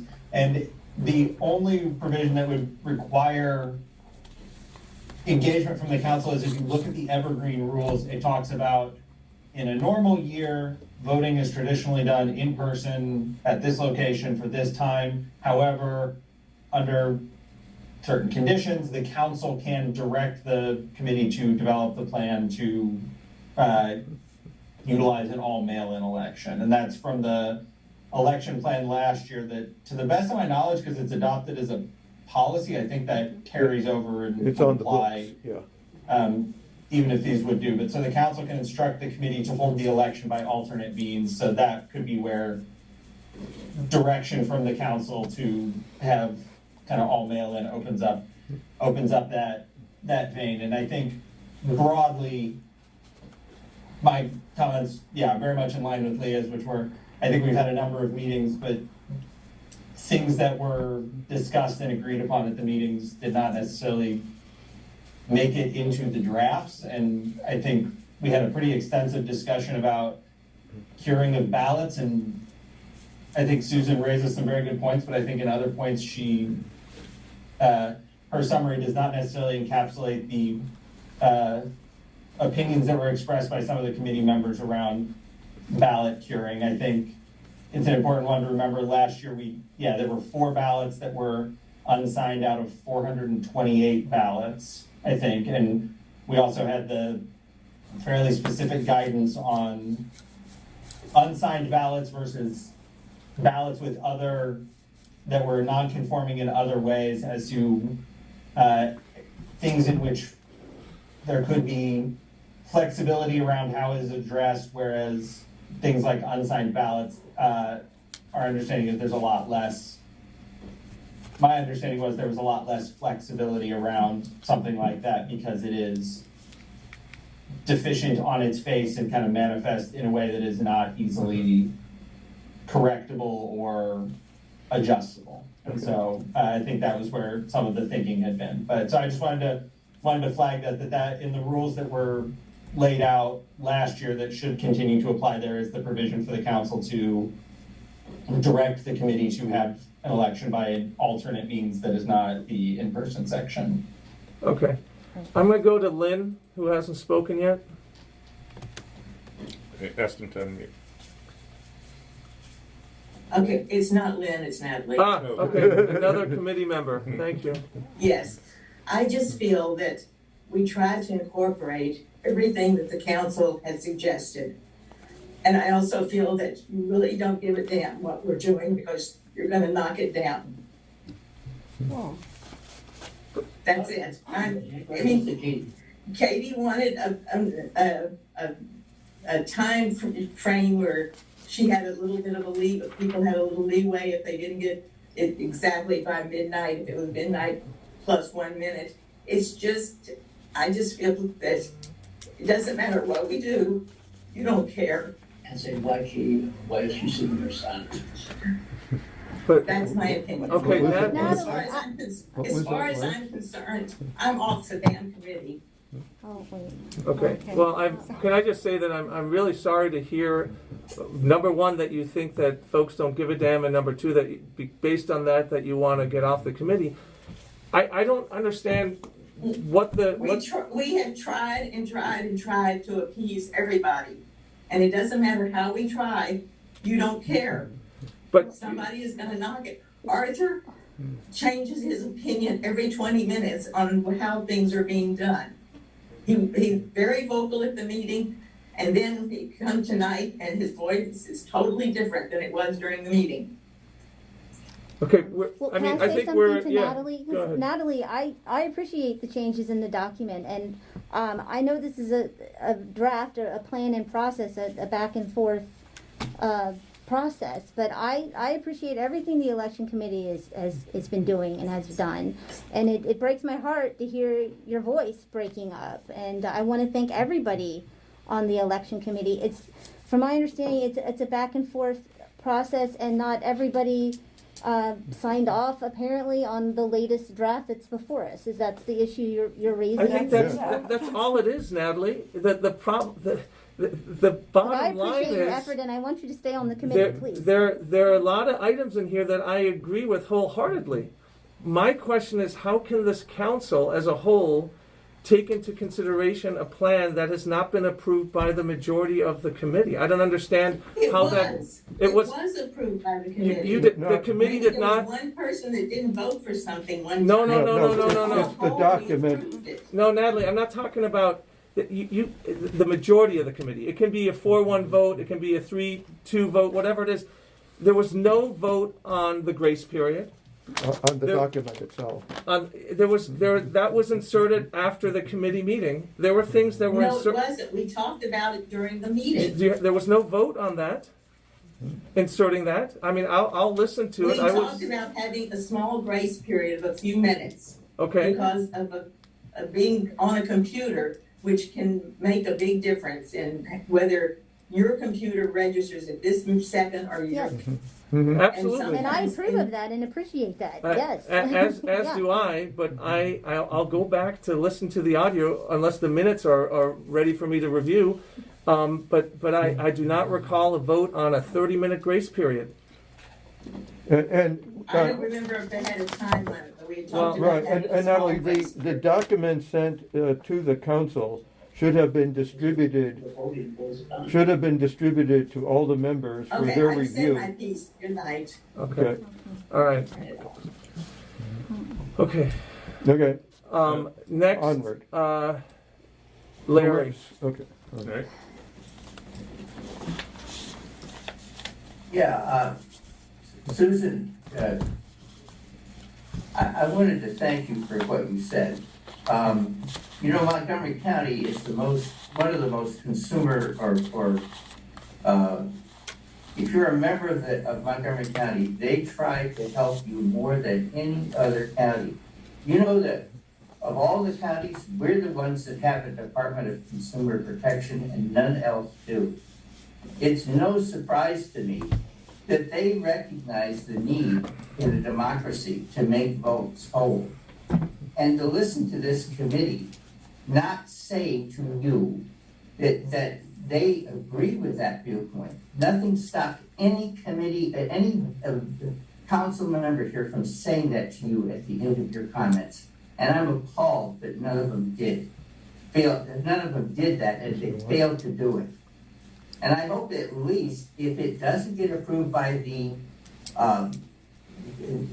work that was done, that support is sent to them, that at least somebody amend and add that in. It is a critical, important concept of protecting the vote. And Peter, I can't thank you enough for the hard work you've done. Okay. And Larry, listen, I mean, some people here like to list their professional accomplishments and their backgrounds. I worked on a lot of campaigns, and I worked very hard to make every vote count on these campaigns and to enfranchise folks. So I'm very supportive of this. But this has been rapid fire here. We've been going from one comment to another, and to provide residents with the opportunity to speak. So if we haven't said this, you say that now, but when the opportunity to support Susan came up, you sat there mute. I was never mute, Larry. I said this was about. You didn't say a darn thing supporting her. Okay. I'm sorry. I agree with Natalie. That's what happens with a lot of this stuff. Okay. My point, and I think our point, is that this. Do you support her position or not? I support enfranchising every voter in this village and in this country. And you support curing the vote in every way you can. And we discussed this. I support Do you curing. support it, yes Hey, or no? Larry, I'm not on trial here. Please let me finish my. Can I answer your question? I support You can curing. quibble, or you can just answer it. You can mute Larry. Thank you for your commentary. If I'm going to unmute you when I'm done, so that I can finish my thought here, okay? Unless you want to talk over everyone. I support curing votes that we discussed had like the signatures on the back were smudged or based on rain were not legible. But at a certain point, I also believe that if there are instructions to sign the back of an envelope and you don't sign the back of an envelope and it's 4 out of 428, that's horrible. But the resources, if it's 100, and this came up during one of our meetings, what if there are 100 of those unsigned envelopes? I mean, how much time are we going to spend doing it? And I understand the quotes that Susan provided, but I think there's a majority that believes that if you don't sign the back of the envelope, if there's no affidavit, no signature, that maybe that is where we draw the line. That was the discussion during the committee meeting, and that's what the committee approved. That's what the committee approved. If you want to respond, Larry, we can unmute you if you have anything else to say. I will not speak over you. So my response to that is, if you have 100 unsigned ballots, there was something appallingly wrong with what you're doing. And so you need to spend the money to make them all cured and whole anyway. So that's not a valid argument. That's the one that was made. That's the one that was made. You weren't going to interrupt me, right? It's a valid argument because that's the one that was made. You weren't going to interrupt me, right? So let me Yeah. finish. So the point is that the issue here is not how many there are, but that each and every one of them is important enough to cure them if we can. And that is what I asked you about. Do you stand for that? I do not, if you're asking me. We don't stand for curing every single thing that comes across the desk. Most of them we do, and the committee has done a job in the past to do exactly that, but not every single one. So there's a limit. And we don't know, there's a presumption that's being made that if the ballot is not signed, it must be because somehow they made a mistake. It could be somebody dropped it on was dropped on the street and somebody stuck it in a mailbox, or somebody does a protest vote and just puts X's across the thing. We have no idea why it's not signed. And so 0.7% of them were not signed, and they were not accepted. And well, the truth is, it doesn't cost a lot to do it. And it The shows committee did the not position want to of do it. protecting. It shows the village's governing body's attitude toward making the vote whole, ensuring everything you can. Okay, so let's have the That's committee. democracy. So democracy would have the committee, if the committee feels differently from how they voted, they could go back and meet, vote on it again, and have it reflected in a plan. That's all we're asking. That was voted on by the committee. That's all we're saying. I don't. So Peter, your hand has been up as the chair of the committee. Please. Yes, I have a couple of things I'd like to say. First thing I'd like to say is that I endorse Natalie's view of resigning from the committee, and I hereby resign from the committee, and I abdicate the chairmanship, and anyone who would like to do it is welcome to do it. The demands of this job are just more than I can handle, and so for that reason, I think it's really better. I also want to say that there is a policy in this community, for some reason, of assassinating the character of people, and I feel I'm kind of in that category at the moment.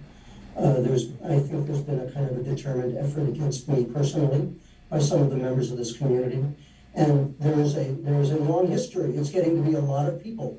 There is Marty Langland, who's in the upper corner there. There is Paula Goldberg, my next door neighbor. There are a lot of people who have been excommunicated, who have been swatted down. And I think, if I could just say one thing, that what this community really needs to work on is ending that policy of just finding some little innuendo, some little triviality of, oh, they said something slightly wrong, even though they didn't understand even though the person doesn't really understand what that person said. I think there is a real problem in this community. I want nothing more to do with it. I will not participate in this committee nor in any further committees, I promise you, until something changes dramatically. And the demands that have been put on this committee, and on me in particular as chair, have just been extraordinary. I do not recall ever any committee being put under the demands that I have faced in this job. And I just think this is ridiculous. And if you want to do it to some other level than I'm able to do it, well, you go right ahead, because I am not doing it. Good night. Okay. Good night. I just want to say thank you, Peter. I do appreciate your efforts that you were making. Even though I disagreed with you, I appreciated we could discuss it together. But And I think I've said on numerous occasions how much work you've put into this and the committee, but disagreements should not be taken. I understand. I understand, but I just feel that if one disagrees with a committee member, with a neighbor, with a resident, I mean, it's our right to disagree or to provide constructive criticism, and I think some people just don't appreciate that either. So we have more hands. I'm going to go to Marty.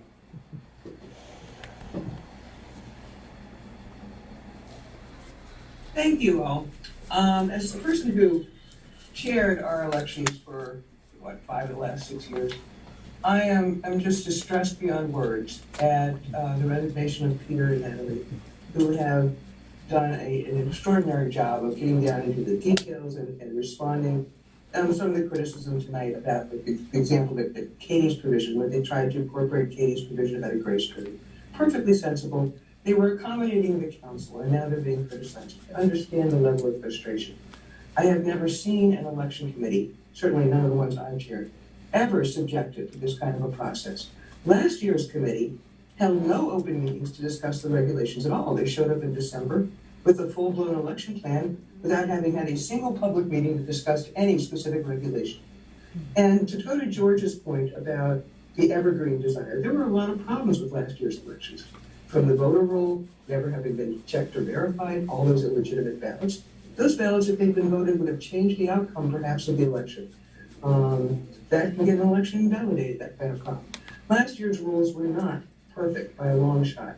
And as a candidate, I thought that they were not entirely fair either. There were some, I won't go into details on that, that's water under the bridge, but I share deeply the frustration because my committee was never treated under Richard Krajek by any council on any of those years with this level of detail.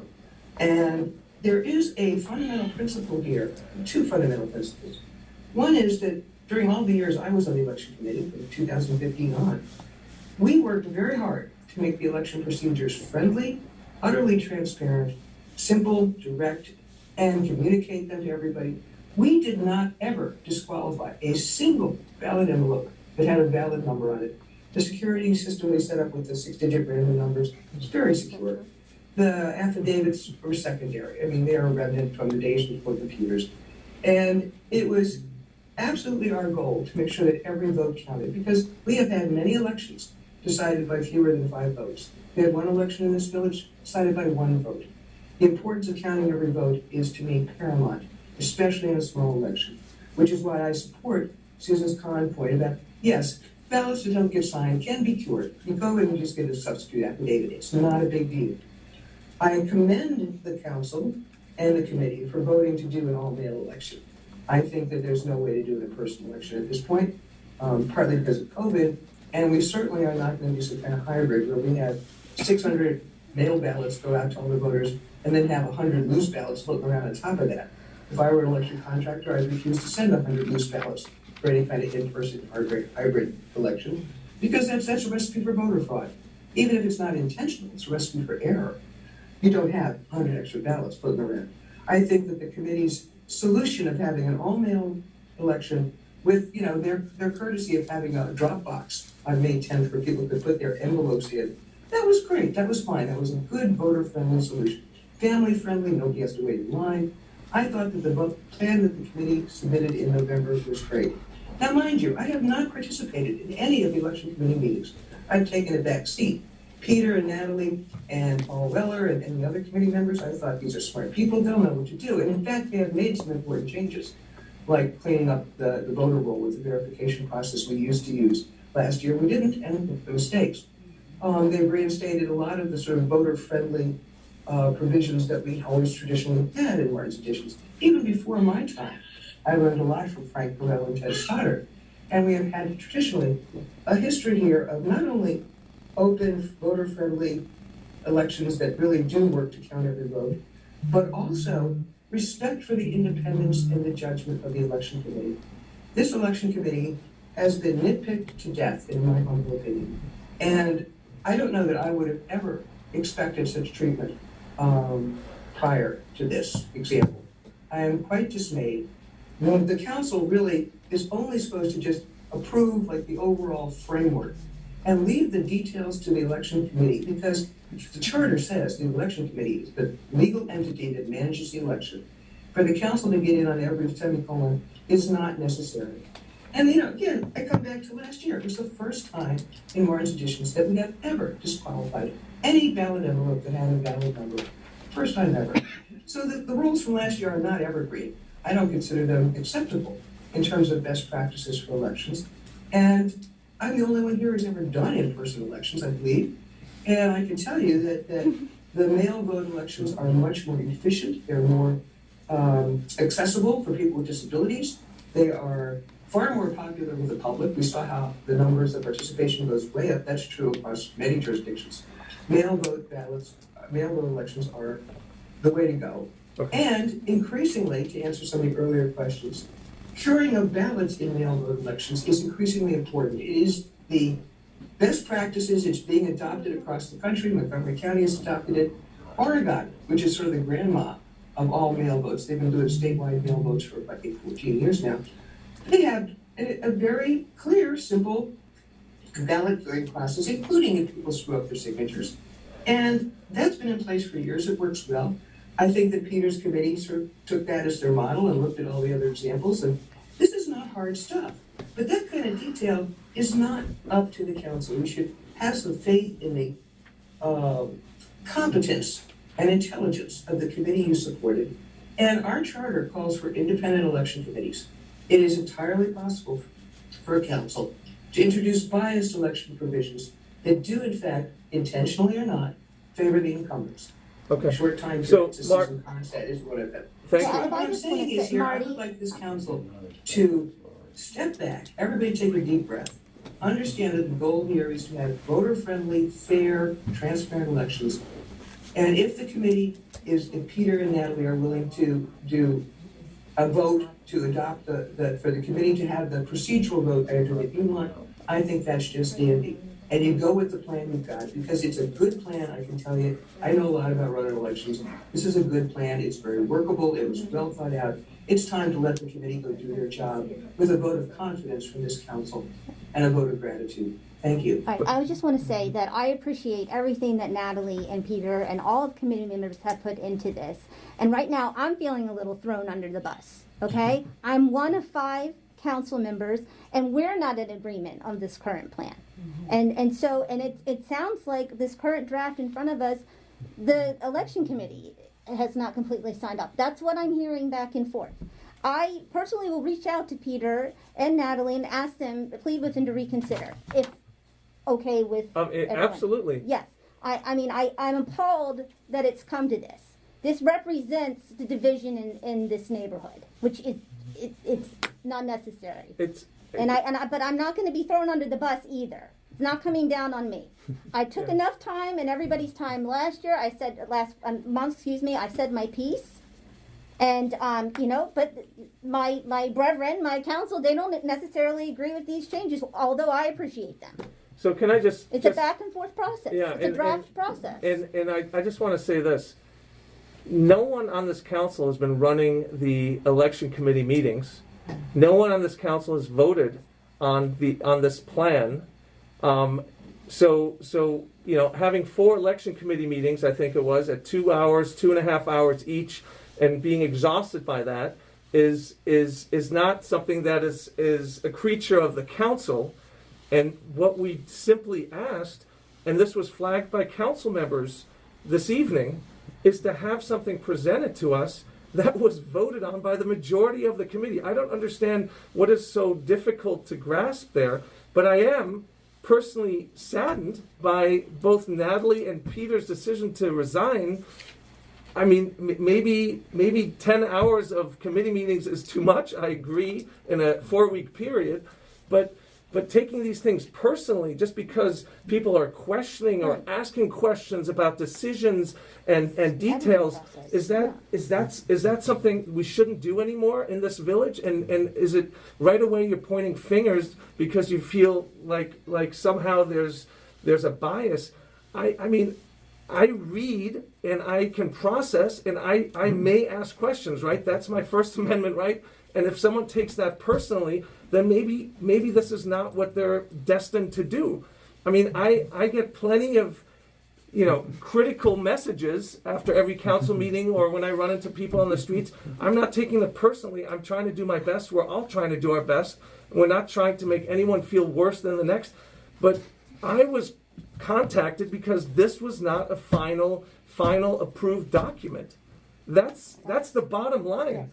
Give us a document that the majority of the council approves, do it tomorrow, and we will proceed. Or majority of the committee. Majority of the committee. And we will proceed. It's as simple as that. Andrew, may I follow up on that? I appreciate your frustration, I truly do. This has been a frustrating set of council meetings for me to observe as your former election committee chair. And I think that it is entirely possible that you could get the 5 members of the committee to, in fact, do a vote tomorrow. They can call it a short-term meeting. It has to be public. Ron, you're right about that. And to vote on this and give you a document tomorrow. I would ask the council if the committee is going to do that, the 5 members of the committee. And I would like to know if we have to accept these resignations because give us another chance. Yeah, give us another chance. My God, I mean, yes, it's been tough, but don't give up on us. I mean, we want. And I would also if I may just finish my thought here, thank you for obliging me. I would note that it has not been a matter of like 4 3-hour meetings. It has been several hundred hours because Peter has, I know, spent many hours answering council members' questions and talking to people. He spent many hours. The entire committee, I think, has really spent hundreds of hours here over the last 2 months. And I know, I mean, probably better than anyone else in this meeting, what it takes to organize an election, because I've done it on the ground, boots on the ground. I've done in-person elections. I did our very first ever mail vote election in the freaking middle of a pandemic. And if you don't think that was hundreds of hours of work behind the scenes, well, let me tell you, it was. And I understand the exhaustion, and I understand the frustration at the level of detail, because fundamentally the way it used to work until this past year, I guess, was that the election committee had the confidence of the council, deservedly so, because we ran clean, fair elections, our procedures were transparent, and we did in fact present a finished product that was then amended sometimes by the council members at the council meeting when they adopted it. We did not have to have every semicolon final when it came forward. We usually did, because our procedures were simple and straightforward, and we worked hard to do it. It was hundreds and hundreds of hours of labor to do those elections in 2016, 17, 18, 19. And doing an in-person election, of course, is hundreds of hours more than doing it by mail. So I want you to appreciate that the background work that has gone into this document is enormous. You have, by the council members getting into a level of detail that they have not traditionally gotten into on elections, you have burned out some really terrific volunteers. Natalie was one of the people who helped write our charter in the first place back in '85. Okay. She's been a stalwart. Peter did the whole walkability study. And the fact that those two people have been burned out by this process is something I think that we all, as a community, and certainly you as council members, need to really take to heart. It is not fair to ask volunteers who have day jobs and kids and everything else in their lives to do this kind of detailed line-by-line scrutiny when you trust an election committee to run a clean election. You trust them. You approve the overall framework. Yeah, we're going to do mail vote. Yeah, cure all the ballots you can cure. Thank you. Go work out the details. Yeah. And that's the level at which it should work. Okay. Thank you, Marty. I want to give others an opportunity to speak, and just again, just to caveat all that with a majority vote from the committee. That's all I'm asking for. I'm going to go to Lynn because I'm hoping Natalie will rescind that resignation. Yes. Mm-hmm. Hopefully she's giving us a second chance. Unresolved. Hi, this is Lynn. Natalie has not changed her mind. She's gone to bed. Oh. Okay. And she's got her head under the pillow, and she's probably crying her heart out. It just really tears the hell out of me too.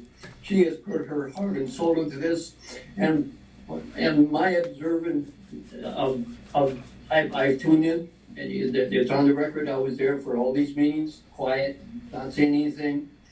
And one observance I have is there's flip-flops on the part of the council members from one meeting to another. I would like to see some consistency.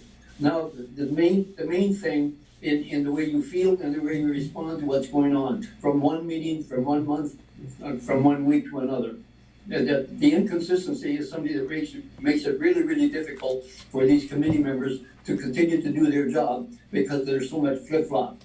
Now, going back to last month's meeting, making reference to the delayed formation of the committees by this council, which cost a whole lot of time, which now results in this crunch of a time frame, which has forced the election committee to be meeting on a weekly basis, sometimes more than once a week. I asked at last council's meeting if there was some way to enact, like struck into the Rock of Gibraltar, a mandate for the council to, within a week of the council being formed, that an election committee be set up, an ethics committee be set up the next week with a formal first meeting, and then the community and engagement committee be set up. This year, the way it worked out, because of the delay represented by the council in not doing their job, all these first meetings were taking place in a matter of a week, And poor Niles, I don't know if he got any sleep for 2 weeks trying to get all this stuff coordinated. So going back to my request last month, has any consideration been given to my request, to my suggestion, that there be a mandate established, for this council, that when they're elected, that within the first week, I don't want to repeat myself. I would first like to get an answer from Ron Bolt as to how easy or difficult it would be to do that for this mandate to be upon not only this council but Martin's addition councils for the future. And Ron, can you respond, please? the mandate would require warm bodies to be available within that mandated period to volunteer, I'm assuming. Yes. If you want to let Ron. Yep, I'm unmuting Ron. I was just waiting for you. I don't understand your answer. Well, I'm just suggesting that if we have a mandate that these committees have to be formed, we need the bodies to volunteer. We need the volunteers. The problem this year. The thing is, the council solicited for volunteers. They got a response which was overwhelming. They eliminated people that had volunteered. And they lost institutional knowledge, and some of the people that they chose not to include. But how many years can you count in the past where there's been a full complement of 5 members on the ethics committee, 5 members on the elections committee, and 5 members on the community engagement committee? Not many. This year we had it in spades. But and you went through the process of eliminating people. So we had it this year. Yeah. So then Two times. they selected the people who were going to be on these committees, and then they sat for 4 weeks or 6 weeks and did nothing. No. So I'm asking for that not to be repeated. Yeah. And so Ron, considering just hypothetically, let's say we have the people, the council has approved who the members are going to be. Then let's say, can the mandate be established? Is it difficult or not? It's not difficult. And the charter already provides that with respect to the election committee, the council shall appoint the committee upon taking office. So there's already embedded in the charter, contemplation that, that's one of the first things that the council will do. Right, so do it in reasonable promptness. Other committees, it's probably not that necessary that they be mandated to be formed up front. And I don't think that. Well, the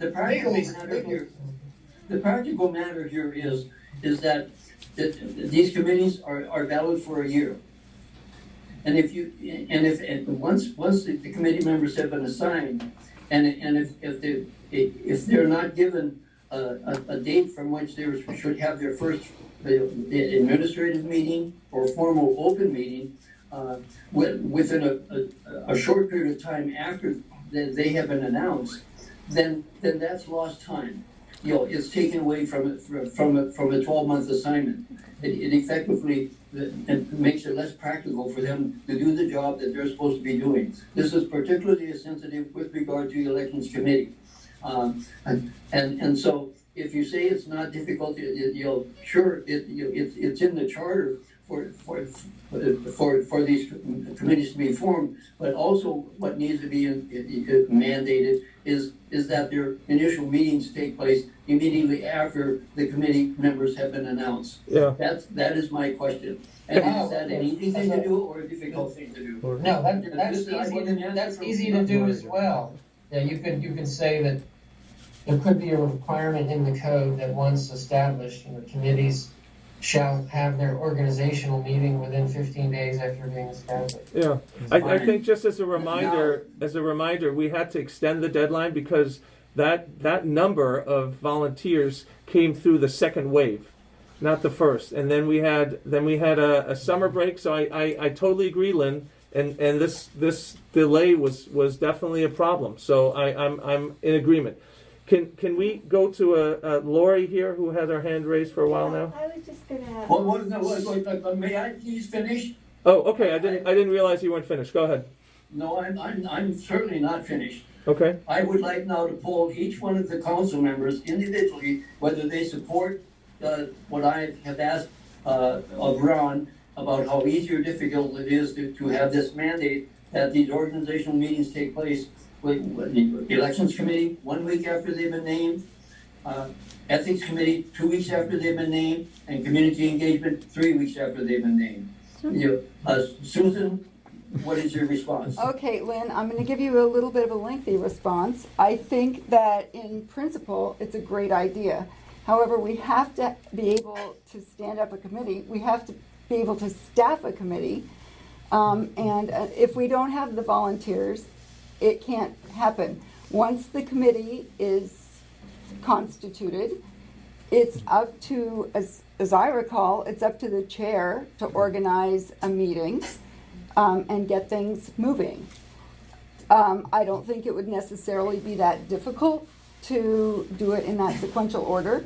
And it would certainly be useful to establish committee meetings early on, but I don't really see the necessity of mandating it. Yeah. In fact, Lynn, The thing is, there was discussion earlier this evening about the benefits. Lynn, of it's my having turn. old people involved in these committees, and I would appreciate not being interrupted by any one of you while I'm trying to speak. I'm a slow speaker and I'm long-winded, and I'm sorry for that, but that's just, you know that about me. So this year we had new people and old people coming into each one of these different committees, and some of them with the inexperience that they've had, maybe they didn't know what the rules were or how things should grind or how the wheels turn.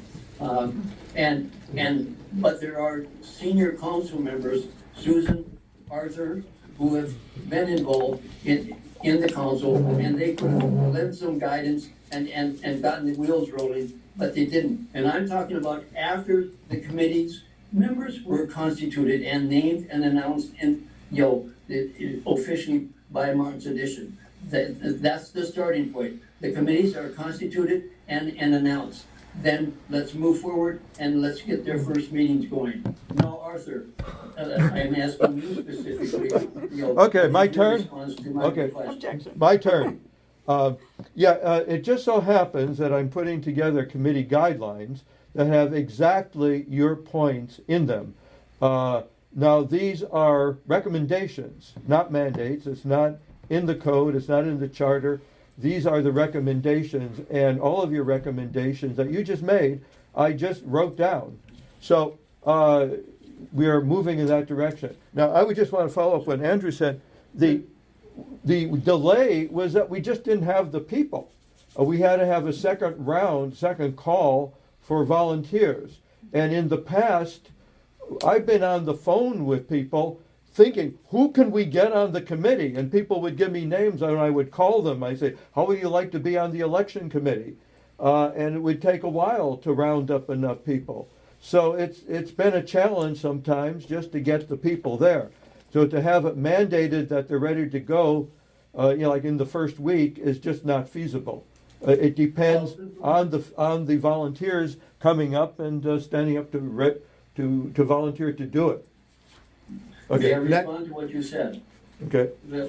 My starting point on this, with reference to this year, and of course there's no guarantee it's going to be the same in future years, but this year and leading up to it, there was a groundswell of participation. Candidates that came forward for positions on the council, people that volunteered to be on the committees.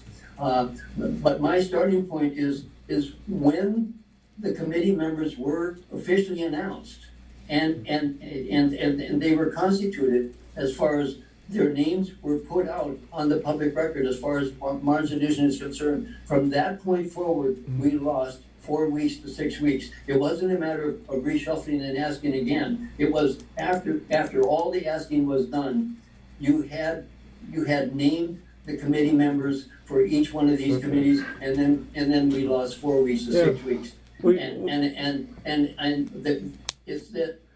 my starting point, the clock starts with me is when the committee members are named officially and accepted by the council, and it's made known to the community of Martin's Addition that at that point, in the first week, there's an administrative meeting for elections and repeating. Now, Andrew, it's your turn to respond. And Lynn, honestly, we're gonna finish responding, but then we're gonna go to other folks who have had their hands up for the last 15 minutes. Okay, I just want to make that clear. That's fine. I just want a quick response. Okay, so we're gonna put you, Lynn, we're gonna put you on mute so that we can respond, and then we're gonna have Jeff, Susan, and if Marty's hand is up again, and Larry. But my response is, I agree with you 100%. Having witnessed this for the first time this year, though, we pushed to have 5-member committees, 5 committee members on these committees instead of 3, because that was also something that a broad range of folks in the community asked for. And with 5 committee members, we ran into 5 schedules, 5 lives that had to schedule their oath of ours, or taking the oath, and 5 committee members then had to, in my case, Peter had to wrangle folks and their schedules, and it didn't happen overnight. I think the first meeting, it may have taken a week, it may have taken 2 weeks. The third meeting may have taken 2 weeks. We had holidays. Things just don't happen automatically, but I am 100% in favor of trying to expedite it, especially the election committee. So thank you for that recommendation, and we will discuss it further. I'm going to hand it over to Katie and then to Jeff. Yes, Lynn, sure, the sooner the better to get committees up and running. But I'll just say, I was one of the council members who wanted a more robust number of committee members, because I thought that would be important for different voices and, and participation. But, with a bigger group and bigger numbers, there's more differences. And it sounds like, on this plan, we're just not there yet. We're close, but we're just not there yet. But yes, the sooner the better to get a committee up and running. And as for the issue of flip-flopping, I hope that wasn't directed at me. I'm not flip-flopping. I'm looking at every change to the plan. So. Thank you. Jeff? Thanks, Andrew. I'll just say very quickly to Lynn and Natalie, again, just thanking them for their service and all their heart into this. And absolutely, and just referencing what Auditor had shared, as he knows, I put in some very specific language about when the call for volunteers would be as soon as the new council is sworn in, and then a window of when we would target by the end of the fiscal year. But again, as folks have said, sometimes plans need a little flexibility, but I think we can tweak the language, and I think you'll be very satisfied with what we come up with. Thank you, Jeff. Susan? No, sorry, one second. Hold on. Lori? Oh, Lori, you had You know another? what? I was just going to make the same point that you made, Andrew. I know both you and Katie were on the Ethics Committee email chain, that with 5 people on the committee, there were 5 different schedules. And our past chair, Mark Efron, from pretty much the time we were named a committee, reached out to the other members. But it took a good month before everyone's schedule could work together, because people were traveling. And I think to have full participation of people who come from different backgrounds, who work full-time, it takes more time to schedule a meeting. So I really wouldn't want to see anything mandated, and we really did do our best to get a meeting as soon as possible. Thank you, Lori. Susan, please. Hi, thanks again. I was going to say, several times it's been mentioned that if only there were a plan that was presented that a majority of the election committee had voted on, you all would be able to proceed with your work. But it seems like people have a little bit of a short-term memory, because last month, my understanding is that there was an election plan presented that the committee had voted on 4-1 or 5-0. And that then it was the entire council that wanted a lot of changes made. So there was a plan already submitted, right? So No, Susan, that's not right. There was a plan submitted, but it had not been approved. That document by by a majority of the committee. It was submitted, and there were individual items voted on in meetings, but the document. In fact, this is also in the committee guidelines that will be coming out. that documents presented to the council should be approved by a majority vote of the committee. That was not done. People were surprised. Committee Maybe I had a members, misunderstanding, but Yeah. I thought that it had been, but let me no, move on. committee to another- members were surprised by what was in that draft.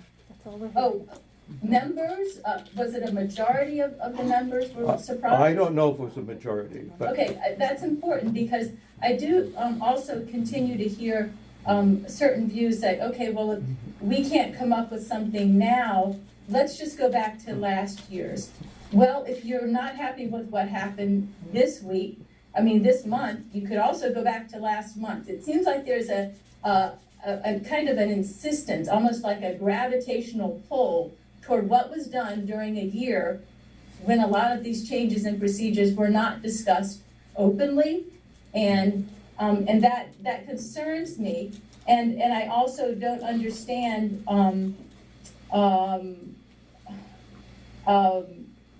certain things about even the voter roll last year. It was that's supposed to be done. They were said by the staff, and the staff didn't even know that. And there's certain basic issues of That's true. No. independence of the voter roll. There has to be some responsibility the election committee has for these things. The ultimate responsibility. You can work with staff, but you don't just offload it when the obvious thing is that the staff, is answerable to the council. So they're kind of issues of like territory maybe that are concerning to me. But I guess I'm just especially This has to be concerned about the ongoing conflicts within the village council and committees. I'm concerned about the goading of certain people, and with, for example, character assassination. I've noticed Marty Langland had her hand up a long time. She wasn't called until very late in the meeting. Certain things have been said in the village about certain people on prior election committees that, as though we should only look back 1 year, but not to the 25 or 30 years before that. I talked to Ted Stoddard, for example, about the curing the ballots and what was done before, what would be done now, and how this has become a trend, et cetera. And he said, sure, it makes sense to try to do that. It sounds fair. It makes sense to talk to people with some experience. Some of these topics are complex. You can't just simplify. If you simplify them, all curing ballots is partial. Really? Disenfranchising people is especially partial. So I think that, and the fact that it keeps being said, like at one of the last election committee meetings, I was just observing, a lot of people said, where did these processes come from? What are you doing? All this new stuff. It's not new. This is happening all over the country. Certain people, it takes a long time to learn about this stuff. I know that the chair of the committee, Peter, had learned a lot. I know Marty knows a lot. Ted knows a lot. He's talked to people from prior committees. And sometimes people on the committee just wanted to go, bam, bam, bam, let's just do it. No curing ballots, this is not that complex. And I think that it would be helpful to have some humility about the amount of time and effort and hours that go into substantive thinking about these issues and writing about them. And that, yes, you can come along as a council and criticize all you want, fine. But I hope that within the council, you will learn to stand up for principle as well as consensus. Because if you always move toward consensus and satisfying every view, particularly when there's a very strong view towards disenfranchising and not doing things that are standard with best practices now, then you're going to end up tending toward disenfranchisement. Okay. And moving toward a plan that was never discussed openly, that I could never get answers to when I directly asked people. I love these people, these are my neighbors, but I'm sorry, I was not able to get answers about what would happen with ballots that were non-conforming, et cetera. Okay. So anyway, good luck. I know that you're all trying. I know everyone's putting in so many hours. I know you feel strongly about things. But I guess the last thing I would just say is that the character assassination, basically what I see happening is really actual misinterpretations of things people have said, including, I'm not going to mention exactly who, but they're committee chairs, election committee members, staff at the village council. There are things that are said about them that then seem to take a life of their own. It includes your own council members about each other. Things that are said, rumors that are said that take on a life of their own that are not substantiated and that really hurt not only the people, the residents, their partners, their families. They have reputations, and it's painful to see that in a wonderful community.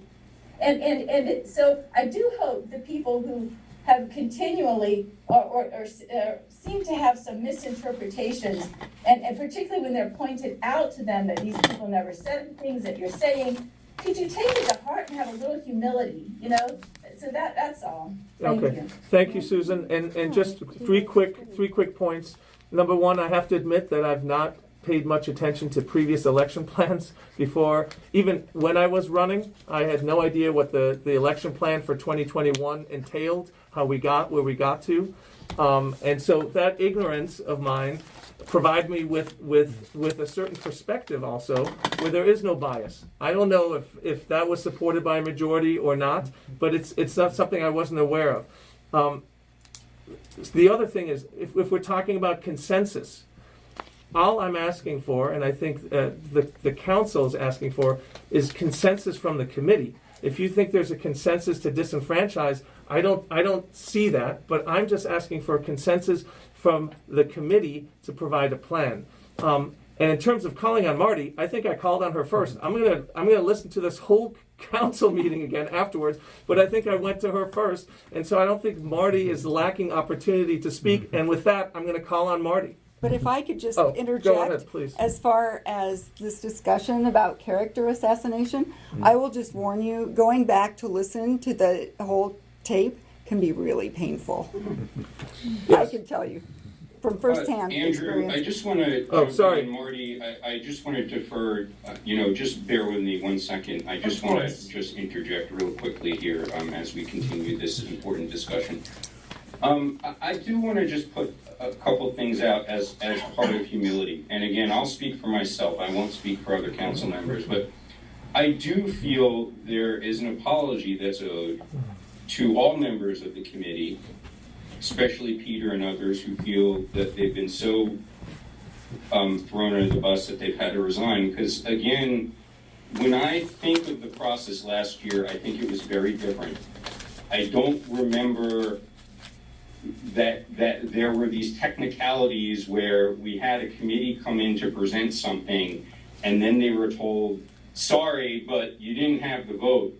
And I apologize, Arthur, but I don't remember that from the last meeting. There was a policy that had been presented that had been voted on majority, and this is another piece of humility which I want to put out. That had been circulated to council members, okay? There was no any type of back and forth. I mean, this is a document. You can talk to each other as a council member. I know last year when it was circulated, there were comments. You can have an administrative meeting. I was going into that first meeting when the plan had been shared like it was a nothing burger. I didn't see any sort of language on the wires or phone calls or anything that would have suggested and again, I'm not trying to finger point, but when Arthur stood up and said, I don't agree with all of this, I was shocked. Now, I'm going to put that on myself because you know what? Maybe I should have reached out to Arthur. I should have reached out to Susan. Andrew, you're the lead. I should have reached out. I said, what do you think about this plan? I didn't. Because I just assumed when you didn't hear anything, everything was good. And now we know what happened. We went into that meeting. There was a big uproar about certain things, and then it was thrown back to committee, which again, I still didn't quite understand. Was that related to was that related to the charter amendments? That was the- There was one. It was a one lot. set. It was also, it was backtracking on the in-person versus Okay. the all Yeah. mail-in. I mean, again, I don't want to draw this out, Yeah. but I do feel, as just at least from my end, I feel a big apology is owed to everyone on the committee, because you know what? I feel that I must have made a misstep, because I feel that last meeting where there was something that was introduced, there shouldn't be these technicalities that we're saying we're going to reject them. I mean, they should have known. If there's a feeling the vote wasn't taken, why are we here discussing this now? Shouldn't it have been on Monday night? I don't get that. So with that said, I understand the frustration, but I do want to really stress, last year, this is not the process that we had. There were no open meetings after a certain point, after even one of the members resigned, and it was handled mostly administratively through emails. It was introduced, and there were things that were done on the fly. And the council members stood firmly behind the committees. I don't remember where council members were going after members of the election committee like this. I really don't. okay, And so- it could have been handled differently. Yeah. It should have been handled before a meeting. There could have been a discussion, a dialogue, but there's just something about this process we have to learn from. Whether we as a committee, we can have an administrative meeting. There's a policy that's up. Do we have any comments? Is there anyone that doesn't feel that this is heading in the right direction? We didn't have to first come to a meeting where there was like this hijacking, and we basically threw it back in their face. Yeah. That's why I feel upset. Listen, and I want to say something. We always talk about tone, and I agree that the tone matters on both sides, on the village council member side and the side of, I witnessed some committee meetings where the tone wasn't great either, and somewhat patronizing and disrespectful at times. So I think we all should kind of take a step back and take a deep breath, because this is not about, at least from my point of view, personality. It's about policy. It's about ideas and decisions that are being made, not who is making those suggestions, etc. So, I just want to make that clear, that tone matters. Marty, please, you've been patient. And Larry's been patient. I thank you, Andrew, for that, and I do have some things I'd like to add. I'd also like to thank Jeff for his comments, which I thought were very perceptive and accurate. But I want to defer to Larry, because Larry's had his hand up for quite a while, and then Larry, if you go first, I'll follow you. Is that okay, Andrew? Sure, absolutely. All right, so a couple of things. I think part of the message here is not necessarily, I appreciate what you said, Andrew. There's nobody that is prone to sarcasm and bad manners than I am. And the point is, I own it also when I do it. That doesn't make it right. And I'm still working on trying to do better. And right now I'm trying to do better. I wanted to go to Lynn's comments. And remember, he's talking about getting, and Andrew, you remember I talked to you about this just before the election, about planning the committees, because you have to start on the ground running, okay?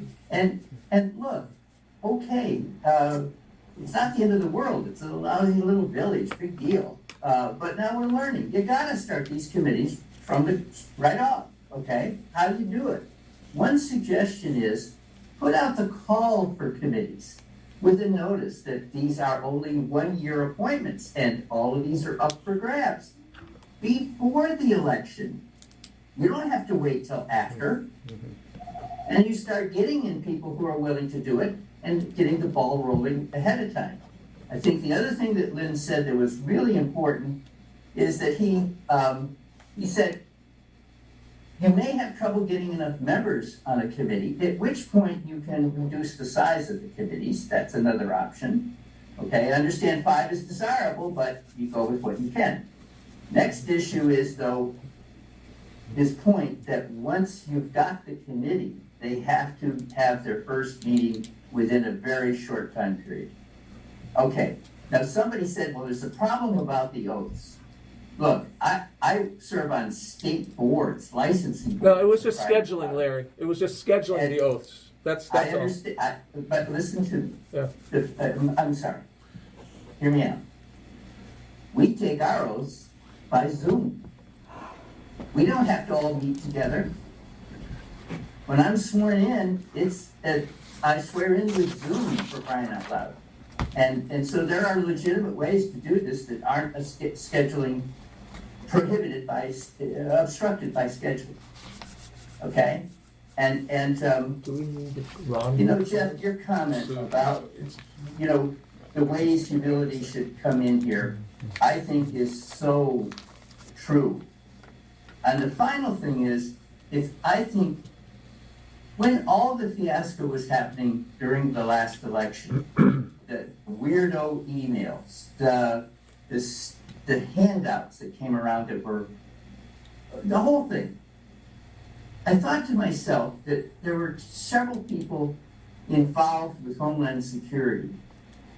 And was this maybe an experiment being done for extra credit or promotion of how to screw up a municipal government in the U.S.? And now I watch the same thing and the same issue, the elections, where, as Susan pointed out, people sweat blood. Peter spent so much time thinking, and it wasn't 10 hours. It was 100 hours, okay? All that hard work, and it's now going to revert back to the old method that was screwed up. Is that another procedure of how to screw up American government? They'll say, you know, I think this stuff is a deliberate experiment that's being perpetrated on our committee or our village, and you guys are falling for it. Well, And I the don't only want way to you screw can up stop it American is to government. get I don't. figure it out and No. stop, not let it happen anymore. Okay. Nitpicking committee stuff is right on the mark. Don't do it. Okay. Thank you, Larry. Marty? Thank you. It is getting late, and I appreciate everyone's patience and frustration level, which I share. I would like to suggest that the council, Andrew, you particularly, but as a chair, but that the entire council reach out to both Natalie and Peter and ask them to hold one more committee meeting to give you an approved document. I take Susan Kahn's point to heart, and I think you should consider it. The council gave you a document in November, and I took the time to read it. I know a lot about election procedures. I read all the fine print. It was quite fine. It was very workable. It was well thought out. It was voter friendly. It was family friendly. I thought it was good. I didn't go to a single meeting to say that because I thought people did a good job. I didn't enjoy it. And I think that now you have an opportunity to talk to Peter tomorrow morning, schedule one more meeting. You only have 3 people. You no longer have a balanced committee. You've lost the 2 people who were doing a lot of the work, which was Natalie and Peter. And I think that you should seriously consider looking at the November plan, adopting it, and going forward on that basis. Mail vote election, ballot curing to the extent possible, which is in fact the trend. Susan is right about that, best practices. And I would like to suggest that you, in fact, remedy the distress that this whole process has caused.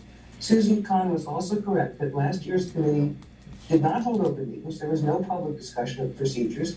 And I, at the December and January meetings last year, when those procedures were introduced, objected at both meetings and said to the council, these procedures are not good. You need to take a look at this.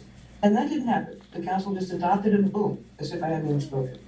I would also like to tell people who don't know this or don't remember it, that the chair of the previous committee, before me, back to 2005 or something, Frank Carell and I sent a joint letter in January 2021 to the council saying these procedures were not adopted with any public discussion from the committee, and there was no public discussion at the council meetings of the procedures.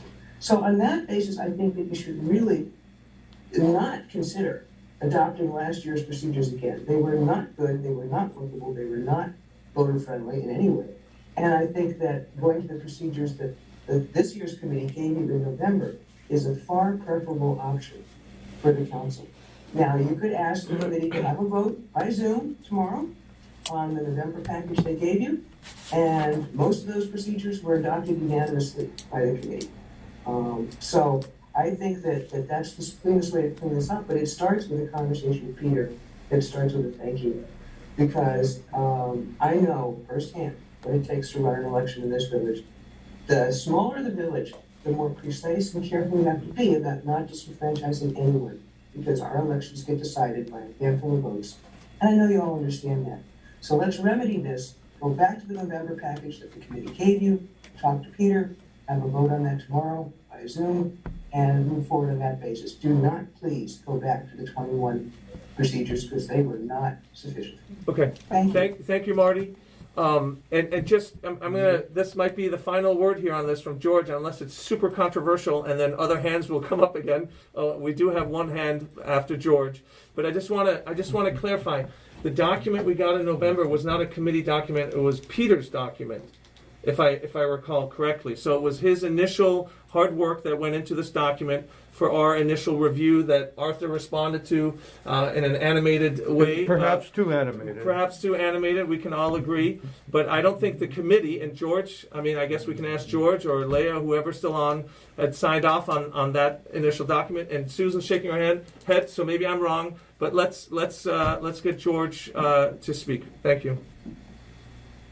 So I can tell you from my memory, my notes, and my perspective, the November document was not indicative of what was discussed and voted on during our November committee meeting. There were a number of things in there that were either provisions that we had not discussed. There were provisions in there that we had discussed and voted to remove that were still in the document.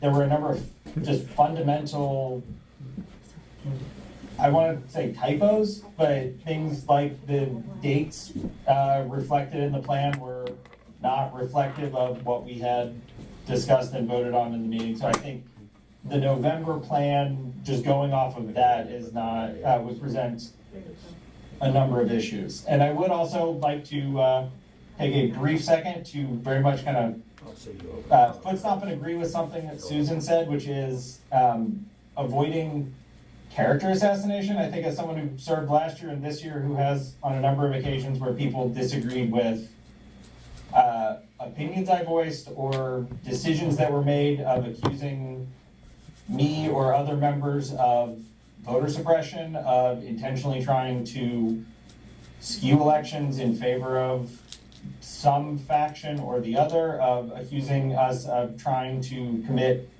intentional disenfranchisement, was a degree of character assassination that I also found very hurtful. And so I very much would agree with Susan that trying to turn down the temperature on those and allow people to have policy disagreements without character assassinations would be a very good thing for the operation of the committee, the council, and what I'm sure would be for the other committees. Okay, thank you, George. Leah's on it. Well, okay, Leah, I'm going to let you speak, and then Tiffany, and then I think we're done with this subject for the night.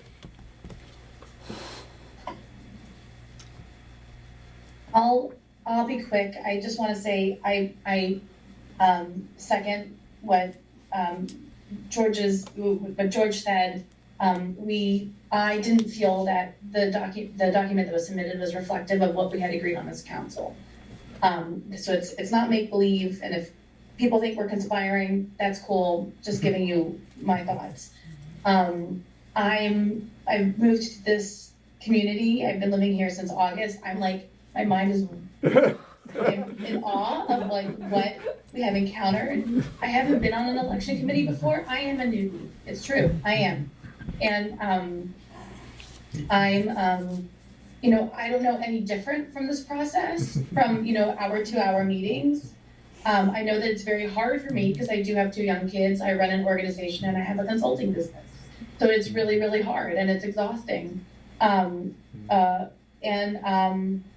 Yeah, I'm like, I feel like insults have been thrown in the last, how long have we been on this thing now? How many hours? Oh, God. 2.5 hours. I'm just baffled. I don't know what kind of history lies here, but as someone who's new to this neighborhood, Leah, welcome to the to committee, and VMA. thank you for your The effort. person who I know the best on this call is Niles. I have no ulterior motive. You're hired. I mean, you're already hired. I don't care. I'm just here for the position, like for the role Right. that I'm supposed to be playing. So I have no ulterior motive. I don't care. I mean, I have no character to assassinate. Thank you, Leah. That's all I have to offer. Thank you. Thank you. Thank you. Leah. Tiffany, Thank you. no assassinations, please. No assassination. It's not my style. Okay.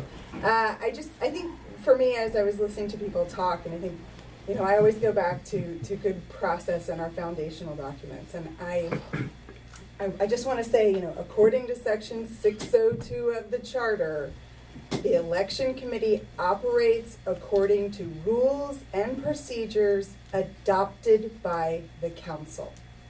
So I appreciate that you guys are taking so seriously the process that brought these to you and what it is that comes to you. I appreciate the committee that did the work to bring it to you, and I know that I appreciate the folks who have been on this call and those who haven't, they're working through a process, but I do think that it's important for the council, for it to be clear on the record, the council's responsible for the rules and procedures that are adopted. Last year was a record election, voter turnout, participation in forums.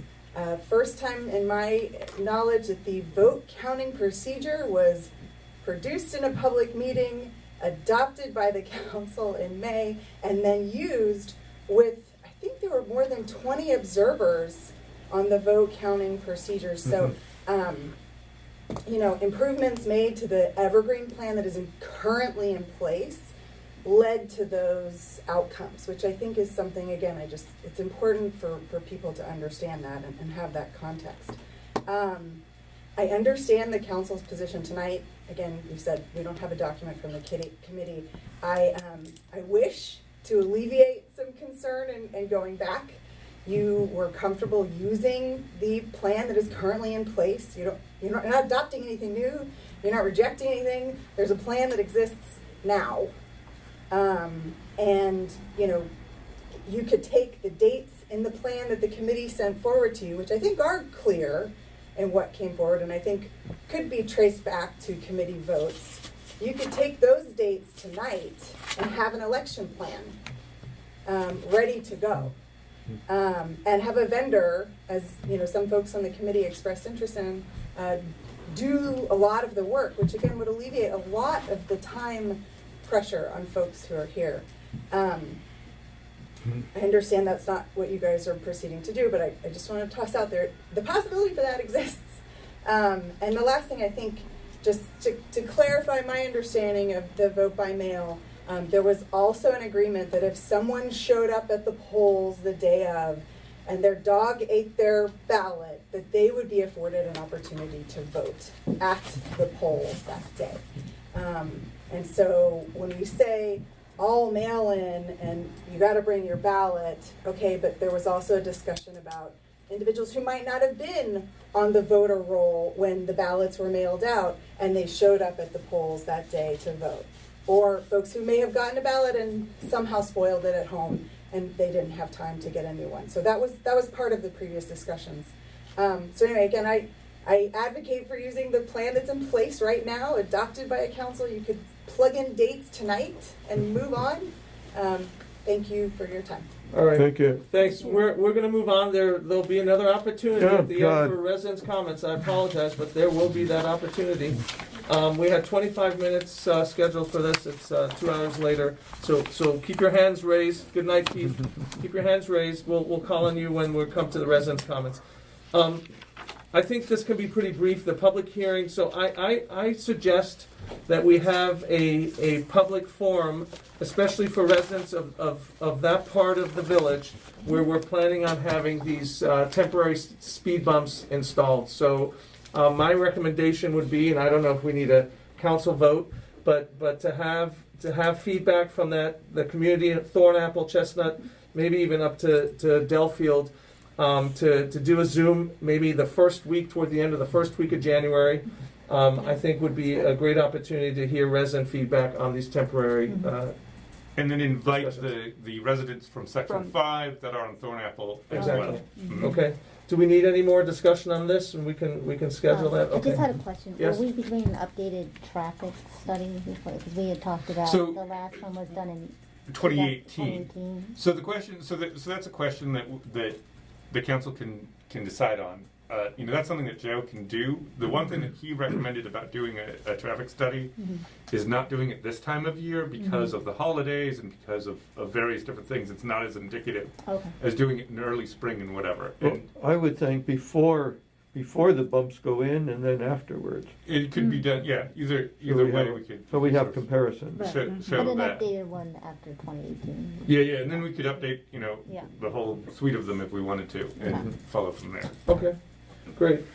The annual survey. Wow, that is a tough act to follow. Battery, low battery. Miles. Oh, yeah. Uh-oh. No, thank What you. happened? Oh, no. No, it's the battery on this one. Don't worry. Oh. Let me get my I heard batteries something ding. here. Okay. Hey. I'm gonna try and go as fast as our auditor, Eva. I'm sorry, everyone, let me just get here. So, a little bit, it's time to discuss and decipher the VMA annual survey results. I'm sorry, I was gonna even do a drum roll, but I feel like the air's been knocked out of me a little bit tonight. So a little context and history first. The VMA annual survey has been conducted for the last 5-6 years. Roughly. About, okay. It's a useful gauge as to what council might consider policy-wise going forward. The results were available during last month's council meeting, but in the interest of time, that we decided to shelve the results to now. I will go fast. Because, for example, the Public Safety Task Force presented its report then, and there was a lot of crossover of information between the two, so I think this is fine. In previous years, the former council member and my predecessor as village secretary, Katia Hill, delivered a thorough report of survey findings, but since I'm new to this, I have enlisted the help of my council colleague, Dr. Jeffrey Blander, and Niles, because he did most of the heavy lifting of disseminating the information and whatnot. But let's get started. So the number of survey submissions was 124. Let me just. And could you share the screen so Yes, I I will. have it in front of me? Great. Just give me 1 second. Okay, and then let me share that, and then. I'm sorry, I'm slightly front. There we go. Here we are. Okay. Okay. Excellent. Okay. So, thank you. All right. So yeah, let's get to it. So there were, as I said, 124 survey submissions, and you can talk to the process or the So we sent them out via constant contact as we've done in the past, and then we also mailed out ones to those who received the newsletter by mail. And so we received, I believe it was 100 of those, 124. 120 of them were electronic, and I think 4 were written responses.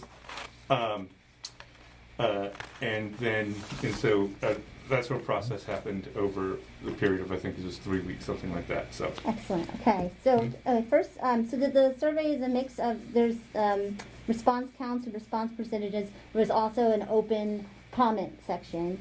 I can't really read the open comments. The open comments are kind of closed. There's an oxymoron for you, but I can share sort of the highlights, and I've condensed the points for everyone. So. The first question was, overall, how satisfied are you with the village operations? And there 44% said extremely satisfied, 40% somewhat satisfied, and then yes, 8% neither satisfied nor dissatisfied, and then 4% somewhat dissatisfied. Total response is 123. So everyone can see this at home. It's being shared. Yep. I'm just going to run through them. So. The second question, if you would like to share your experience with the village, please describe below. So here where it says 32, that would have been total responses of the open comments. And, there was a mix. The open comment section was actually personally my favorite part of the survey because, anonymous comments are like eating meat and potatoes. I mean, it's like hearing mean tweets about ourselves. I forget what late night is. Jimmy Kimmel, who does the late? Yeah. There's some mean tweets. So anyway, they're definitely telling. There were 32 responses, and I can't read them all, but I will provide the gist of kind of the issues and a selection of some of them, if possible. So, when it comes to improvements in this one question of village operations, there was one about, they had to ask for their welcome packet, so we can definitely improve upon that. A couple of comments were in opposition to last year's ethic ordinance, just a couple or two. Faster action of safety improvements and more public information about 5G were most of the comments. A couple of comments expressed concerns about the number of car break-ins and thefts. But believe it or not, most of the comments were quite complimentary of this year's council and members and Niles. A lot of appreciative comments. Survey was taken just in time. Yeah, before tonight, and lots of appreciation for our current trash and recycling services. So thank you. But there were it's a spectrum. So for one resident expressed there are too many committees, while another commented there should be more. So that's sort of your gauge there. So anyway, that's the condensed version of the open comment.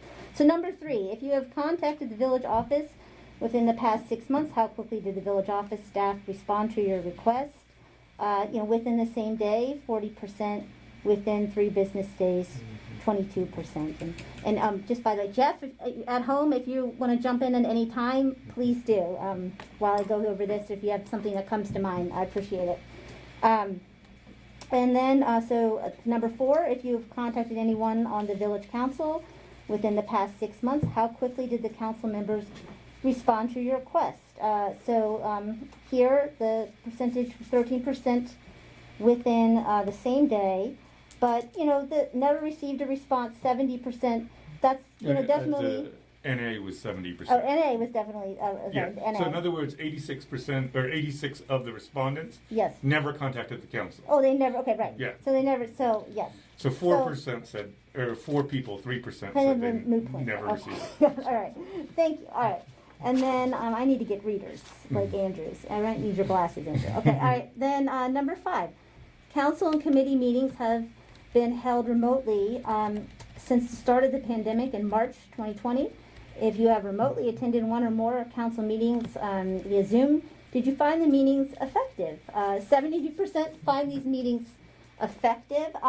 But there was in the comments, there were 37 that followed, and there was a lot of to Zoom or not to Zoom kind of commentary.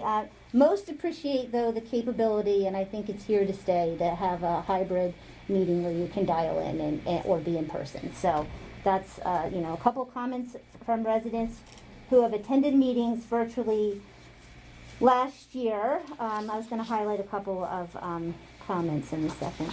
But one person did express, and I feel this is, worth mentioning, that in this section that remote council meetings are ineffective and hijacked by a vocal minority of citizens that waste time. So, and then other people felt that they don't have a chance to participate. So I just want everybody to know that all are welcome, come one, come all, to our meetings, right? Does everyone agree? Sorry. By your council, you're invited. Is there a motion? All right, moving on. So number 6, most of the village budget is spent on providing services to residents. These services, such as biweekly trash collection from the side yard, police patrols, and village-sponsored events, often exceed what's provided by the county. Please indicate any changes in services you would like the village council to consider, keeping in mind any additional expenses the village might incur. So there were 85 comments in this section, and I'm going to break them down really quickly. So this is a hefty one because residents have something to say about our money, so they wanted to weigh in, and that's great. Suggestions: free snow shoveling for seniors. Arthur said he'll come to your house and do it, right? Arthur? Give me a call. Yeah. One suggestion that I thought this was interesting, that the village makes sure snow is shoveled around fire hydrants. But according to Keith Allen, we're not going to have snow till March, so this might be okay. It might be all right in here. Support in the comments that the village pay for the composting program, but according to numerical responses, that changed. So like in the comments, more people expressed that they would like the village to pay for composting, but then in the numbers, it was the opposite. So that's interesting to note. I don't know why that is. Maybe you have... Well, people are passionate about it. I think that goes to one of those questions where the people who are really interested in the village paying for it are going to share their comments, whereas more of the residents who might not care as much are more likely to say no to a yes or no question. Yes, exactly. And so we're halfway there. Okay, in particular, number 7, the composting program is a service that is facilitated by the village, but the village does not pay for it. Should the service be made available to all households at village expense, approximately $16 per household per month? So in here, yes, 47% said yes, but 52% said no. But in the comment sections, there was more support for the village service. So it's interesting breakdown. All right, moving on. Okay, Jeff, do you have anything to add at home yet, or? I do, but I think perhaps what I'll do is, if it's okay, when you finish up, I probably 60 seconds or less, I had a couple thoughts I wanted to share. Okay, great. Number 8, the village staff sends regular communications to residents about upcoming events, issues under consideration by the council, and messages from local police. If you would like to receive additional information from the village office, please list it here. So, this is an issue near and dear to my heart, the newsletter and communications. I mean, for the most part, everyone is very supportive of our current forms of communication, but there were suggestions along the lines of, sorry, I'm swimming in paper here. I'd like the village police to update the community on the numbers of cases more often. They're generally satisfied with the information provided. Residents should be encouraged to list efforts and events held for the common good. For example, collections, manor, wider circle, other events in Chevy Chase. Just enhance the newsletter. So, was there a question? No. It's trying to get more air in the office. Yes, thank you. Yes, I agree. I forgot to read my favorite comment, though, backtracking to our services. Someone wrote, and I would love to quote this, coming from D.C. to Martin's Editions, we find the level of service we receive extraordinary! Exclamation mark. So I just wanted to everyone to know that. All right. So yes, our communications. These next few questions follow that. How informative do you find the current forms of the newsletter, the weekly wrap-up, and email alerts? 19% said extremely informative, 73% said informative. So we might have some room for improvement there, but for the most part, people are saying they're happy about it. But we've talked in previous meetings about that, and I won't get into that now. But number 10, do you find the current village website to be user-friendly? So here, the answer was 88% said yes, 11% said no. And again, so overwhelmingly, it looks like people are, fine about the current website. But then if you go into the comments, people are, more specific. They would like weekly information from the shops on Brookville, specials, what shops are in the residence, services they offer, all hours from the businesses. They would like some incident summaries like Chevy Chase Village provides. And again, more advance notice of the meetings. But then someone said they think that has been increased. So, again, a spectrum.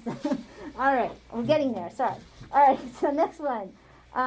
Number 11, do you believe the 2021 village election was conducted in a fair and open manner? If you have any recommendations or comments, enter them in the comment box. This is probably going to get some comments. But 90% said yes and 9% said no. So again, that's a real differential in numbers. But then in the comment sections, there were very specific comments about last year's election, and again, it was a spectrum. From the election was neither fair nor well managed to I have only the highest praise for the manner in which the election was conducted. So I'd be curious. Thank you, Tiffany. Oh. No, but there I'd be really curious if there are any substantive criticisms on why the folks didn't think so. But I mean, we don't have to go into detail Yeah, now. we have that in our Yeah. comment. we have that. We've been provided that, Yeah. and that's what the council will review. But and please do, because it's very informative, and people have very specific and some excellent suggestions. So we will look into that. That's a good idea. And number 12, did you get the information you needed to make an informed decision in the 2021 village election? Again, same numbers. 90% said yes. 9% said no. And then there were some responses that went with that. The candidate forums were particularly useful. Appreciate scheduling the second forum. I think the votes were fairly counted, but management of the election was disastrous. Another person wrote, please, please, please keep the all mail-in ballots. And then we should return to in-person voting as soon as possible. So that's quite a, some diversity there of opinions, but good to note. And then 13, the 2020 village election was conducted entirely by mail. Was the process of voting by mail easy in the 2020 election? 92% said yes, 7% said no. So there seems, there is interest in the mail-in election. But in which village? Oh, sorry. That's me. Yeah, we're running late. Yes. I'm almost there. Okay. In which village events have you participated in the past year? If you have attended more than one event, please list the events in the comments below.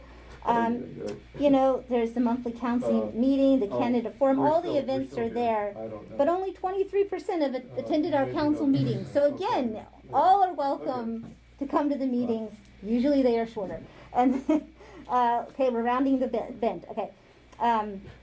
15, please list other events, if any, that you would like the village to organize or host.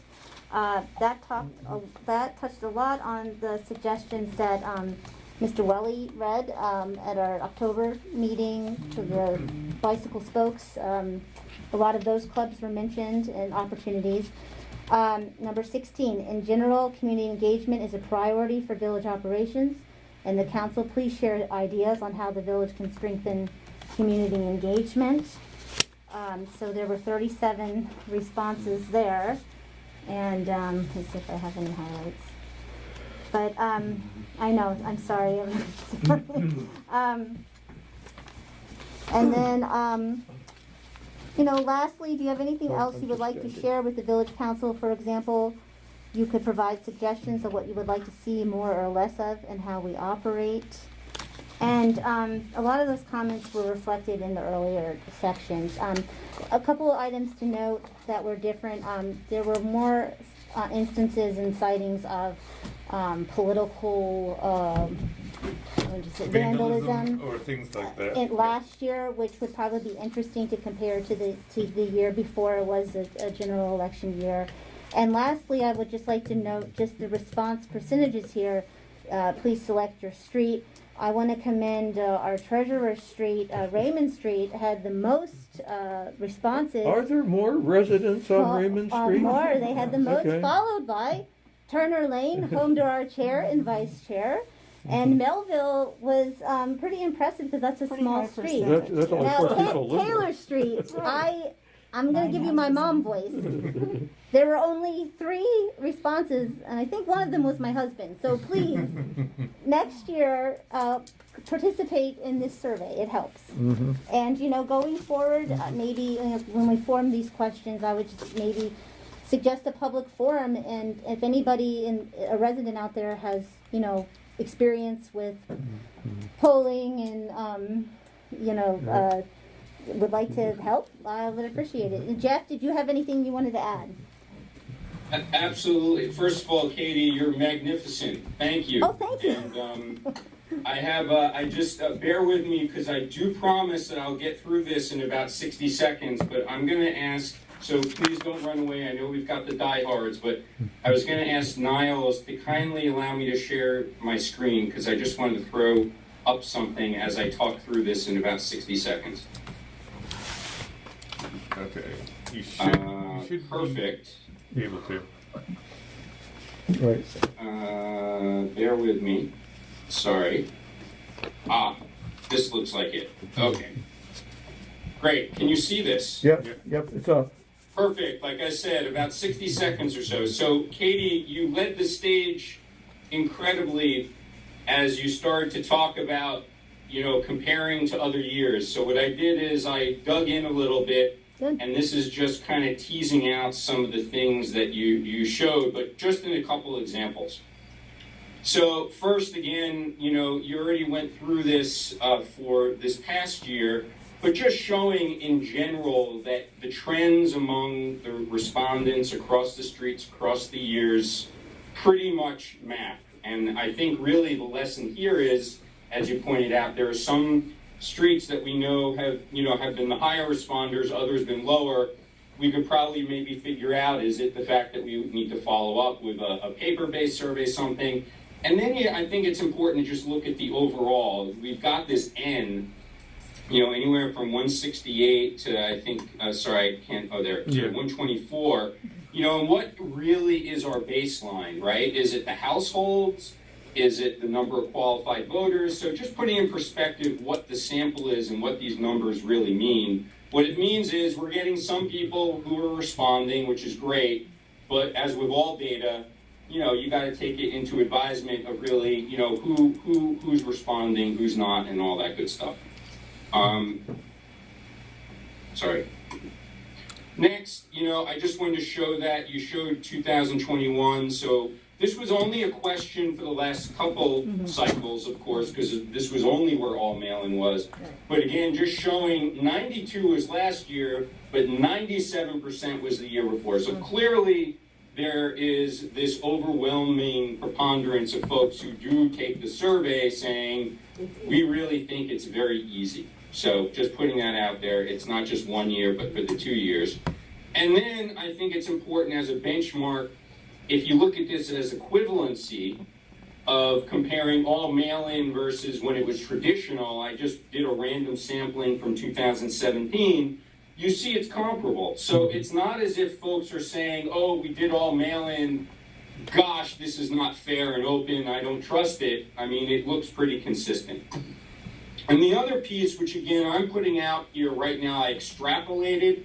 So I apologize, this is not meant to offend anyone. Niles, you probably have the numbers to fill in. The only number I had in terms of, looking at what really perhaps matters most is how many people do you get to come out? How many ballots are cast? And you probably have this.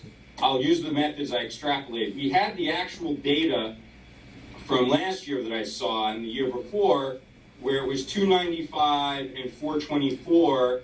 And then what I did was, this is based upon the number of qualified voters, and the percentage there that you see is actually the percentage of the top vote getter, right? So then what I did is I used that to extrapolate what possibly the other ballots cast might be. You probably have this.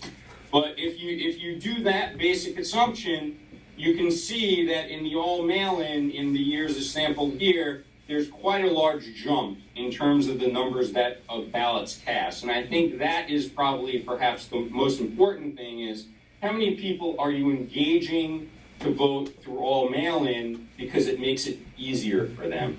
And the double asterisk for 2018, just so you know, was when it was uncontested. So, the 0.65 or the average at 65, that may be much higher if it was uncontested.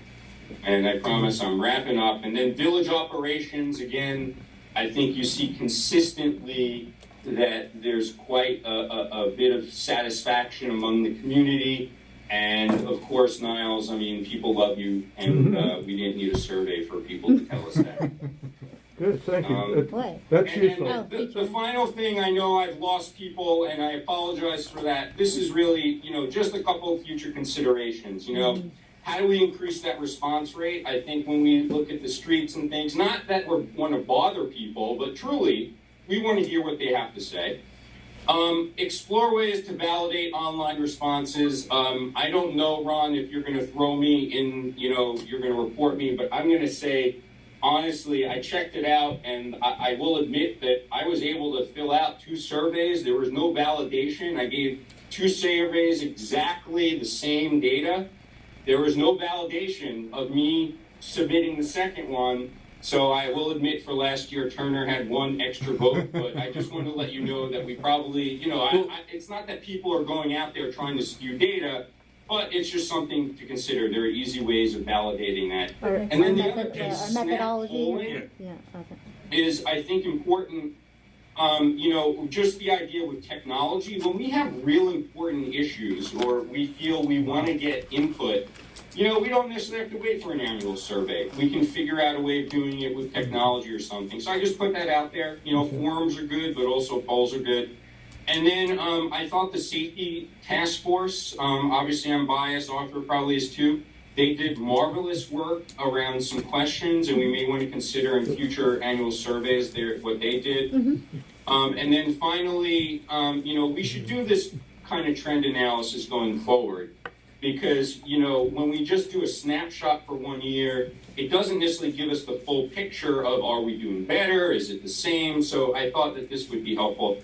And then finally, and I think Andrew has already mentioned, everyone's agreed, community forums are good. And, already it's, 10:37, my gosh. And, having perhaps a forum where we can go over this with folks and get some more feedback on various topics, I think it can't hurt, and maybe we do that sometime after the new year. And with that said, back over to you all. Well, thank you so much, Jeff. I feel like I didn't lend enough to the group project, but I'm glad I enlisted your help, and that's really that's looking really at helpful. the trends was useful. Thank you. Can I just speak to the question of That's great. validation for just 1 second? Jeff, can you hear me? Yeah, and Niles, trust me, that was not meant to offend No, but that's a anyone. good, it's a good issue. I do this for a living, so I just kind of put it out there. No. I think that's completely valid. I think the question becomes what the limitations are of the software we use. So since we use Constant Contact, the way that they limit it is saying you can limit it to basically 1 computer per IP address, basically. So in other words, since we limit it to 1 household, we could institute that as well. What that prevents, though, if somebody, opened it on their phone and then didn't fill it out, but wants to fill it out on their computer, that's where that limitation could be an issue. So we could look at some other software or things like that to do that. I'm just talking about what I know. Okay. Of course, and the baseline is, you know what, you just recognize the data is imperfect, Yes. and you don't have to, Mm-hmm. spin the wheels off the truck sort of thing. Right. So it's just recognizing, the data is imperfect, and we use it for what it is to help inform decisions, but it isn't the end-all, be-all. A gauge. Yeah. It's a gauge. Right. All right. Appreciate it. Thank Great. you. Sorry. Thank you. No, I tried this to go was- as fast as I could. No, super helpful, super helpful. We probably should have done it at the previous council meeting when it was only 9 o'clock. Or at the beginning when there were more people on yeah. the call. I'm sorry people fell off. But thank you everyone. I'm gonna thank ask- you for participating. Yeah, no, that Yeah. was super. And thanks, Jeff, for putting in the time to provide that presentation. That was super helpful. Yes, thank you, Jeff, 60 so much. seconds for real. This is going to be Arthur's 60 seconds on committee guidelines Right. and the treasurer's report. And Maybe the treasurer. packages. We're going to package it. You get 2 for 1. I'm starting my clock now. In the meeting packet is a draft of committee guidelines that I think we could see from tonight that they're needed. They've been a long time coming, and I want to thank people for their input. And many of the best inputs came from people around in the room here tonight, and Jeff, and some other residents. So I would like to put it out separately Sure. for people to have an opportunity to look at, particularly anyone who's been on committees, to look at this. I want this to be conversational and not a legal document. So Ron and Tiffany and people who sent me stuff that have a lot of legalese, I've tried to tone it down on purpose. So it's not a legal document. It is something, it's a guide, as we said. Okay, Treasurer's Report. I keep saying that November is our biggest input of the year from our state revenues.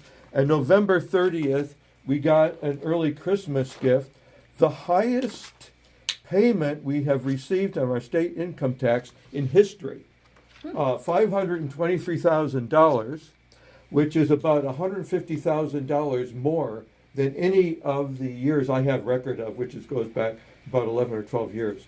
So, and the reason for that, given by the state comptroller, the analysts there, not particularly for Martin's Edition, but this was true through many of the Chevy Chases, late filing from last year's income tax. Late filers tend to be high-income individuals, and they were reflecting capital gains. But this year's regular quarterly, the automatic stuff that goes in every quarter also was high. So it looks, as somebody had said earlier, our region right here has done very well in the pandemic. So we're doing fine economically. That's it. 60 seconds? I didn't Close time to it. it. I didn't time it. Okay, it was close. Thank you. Okay, next. All right, manager's report, please. Yep. So thank you everyone who contributed to the holiday fund. We've had a very robust contributions and things like that. Is there a slight extension? You can, yes, if you still want. I know one person is coming at 9 a.m. tomorrow to drop off their check, so others need to feel free. But we've had a very, very, very strong. I have one resident suggestion that sending out envelopes would enhance the collection. Right. I would say now, after looking at it, it's about the same as previous years, including 2019 and things like that. But certainly, I had another resident say that to me. We can do that next year. But it was good response. So three quick things. One is, so the walkability stuff we're going to talk about on Thornapple. We can save that for when we have that forum. Two is the for the traffic design and implementation RFP. We got one response. It's a joint bid from Traffic Group and AB Veers. I recommended the council accept this bid, but that we have a conversation with them in more depth about what we want from them. But just take it as this is the path we want to go forward. Mm-hmm. So if the council agrees to that. Second, I spoke with Jason Azar, who is doing the Brookville Road analysis for Section 3. Which we've talked about previously for the drainage issues, and looking at Taylor Street as part of that. He says to do the analysis here would be about $5,000 or $6,000. He's sending me a formal proposal, but I recommend that we sort of pursue that both for this project and for any other issues that come up where we can talk to the state and the county and use American Rescue Plans for. And then the street maintenance and repair RFP also had two responses. I recommend that the council go with AB Veers, who's been our previous contractor. They're also lower in most of the significant categories in terms of cost than the other bid we received, and I recommend we go with that. And then also for snowplow and street cleaning and so on, I recommend again that we go with Rolling Acres, with discussions with them about how they do their work and sort of analyzing a little bit of what we want from leaf vacuuming and things like that. To note, to go to Katie's question from last month, I did ask Rolling Acres about not using gas-powered leaf blowers, and what they said, which by the way, is not a requirement of this RFP, so they did not submit using it. But they said if that was a requirement, it could double the cost, and to do the leaf vacuuming could take significantly longer, like up to 2 weeks is what they said, do one round. What he explained to me was that was primarily because the capacity of electric blowers, the batteries don't last very long. It's more man hours to do, and that's their concern. But that being said, we can look into that going forward as well. And then lastly, WSSC is going to be doing the water main replacement on Brookville Road. They've tentatively said March of 2022, but they are notoriously late in their timeline. However, one of the things that they'll be doing is connecting to houses along Brookville Road, and this might be an opportunity to use that to fix the sidewalks in various ways and to utilize that. So going back to sort of our discussion before about getting funds from WSSC, if we use our contractor to do it, they'll refund the money for us to do it. So what I recommend there is that Ron and I work on that issue as well. Okay? That's good. Any questions? Yeah. And just real quickly, leaf blowers, town of Chevy Chase, I've spoken NDC. to. Yeah, I've spoken to the mayor there. There are some caveats, and that is that they do allow in the fall. Yeah. They allow the gasoline powered ones because that's where most of the work needs to be done. Yeah. But also, I'd be curious to hear in terms of contracts if they're facing the same issue with doubling of So- costs. Because if there's bans. Right, sorry, and I've talked popping about up that. everywhere. I had a conversation with the manager in the village of Chevy Chase, and so they are, one of the things that they're finding is that because they're so close to DC, Yeah. a lot of the people who do work there are already having to change their Right. process. So there might be some looking at vendors and various that way if we go along that route. Right. And it's up to the council, obviously, but Yeah. Okay. that's a way of looking at that particular issue. Super helpful. Okay.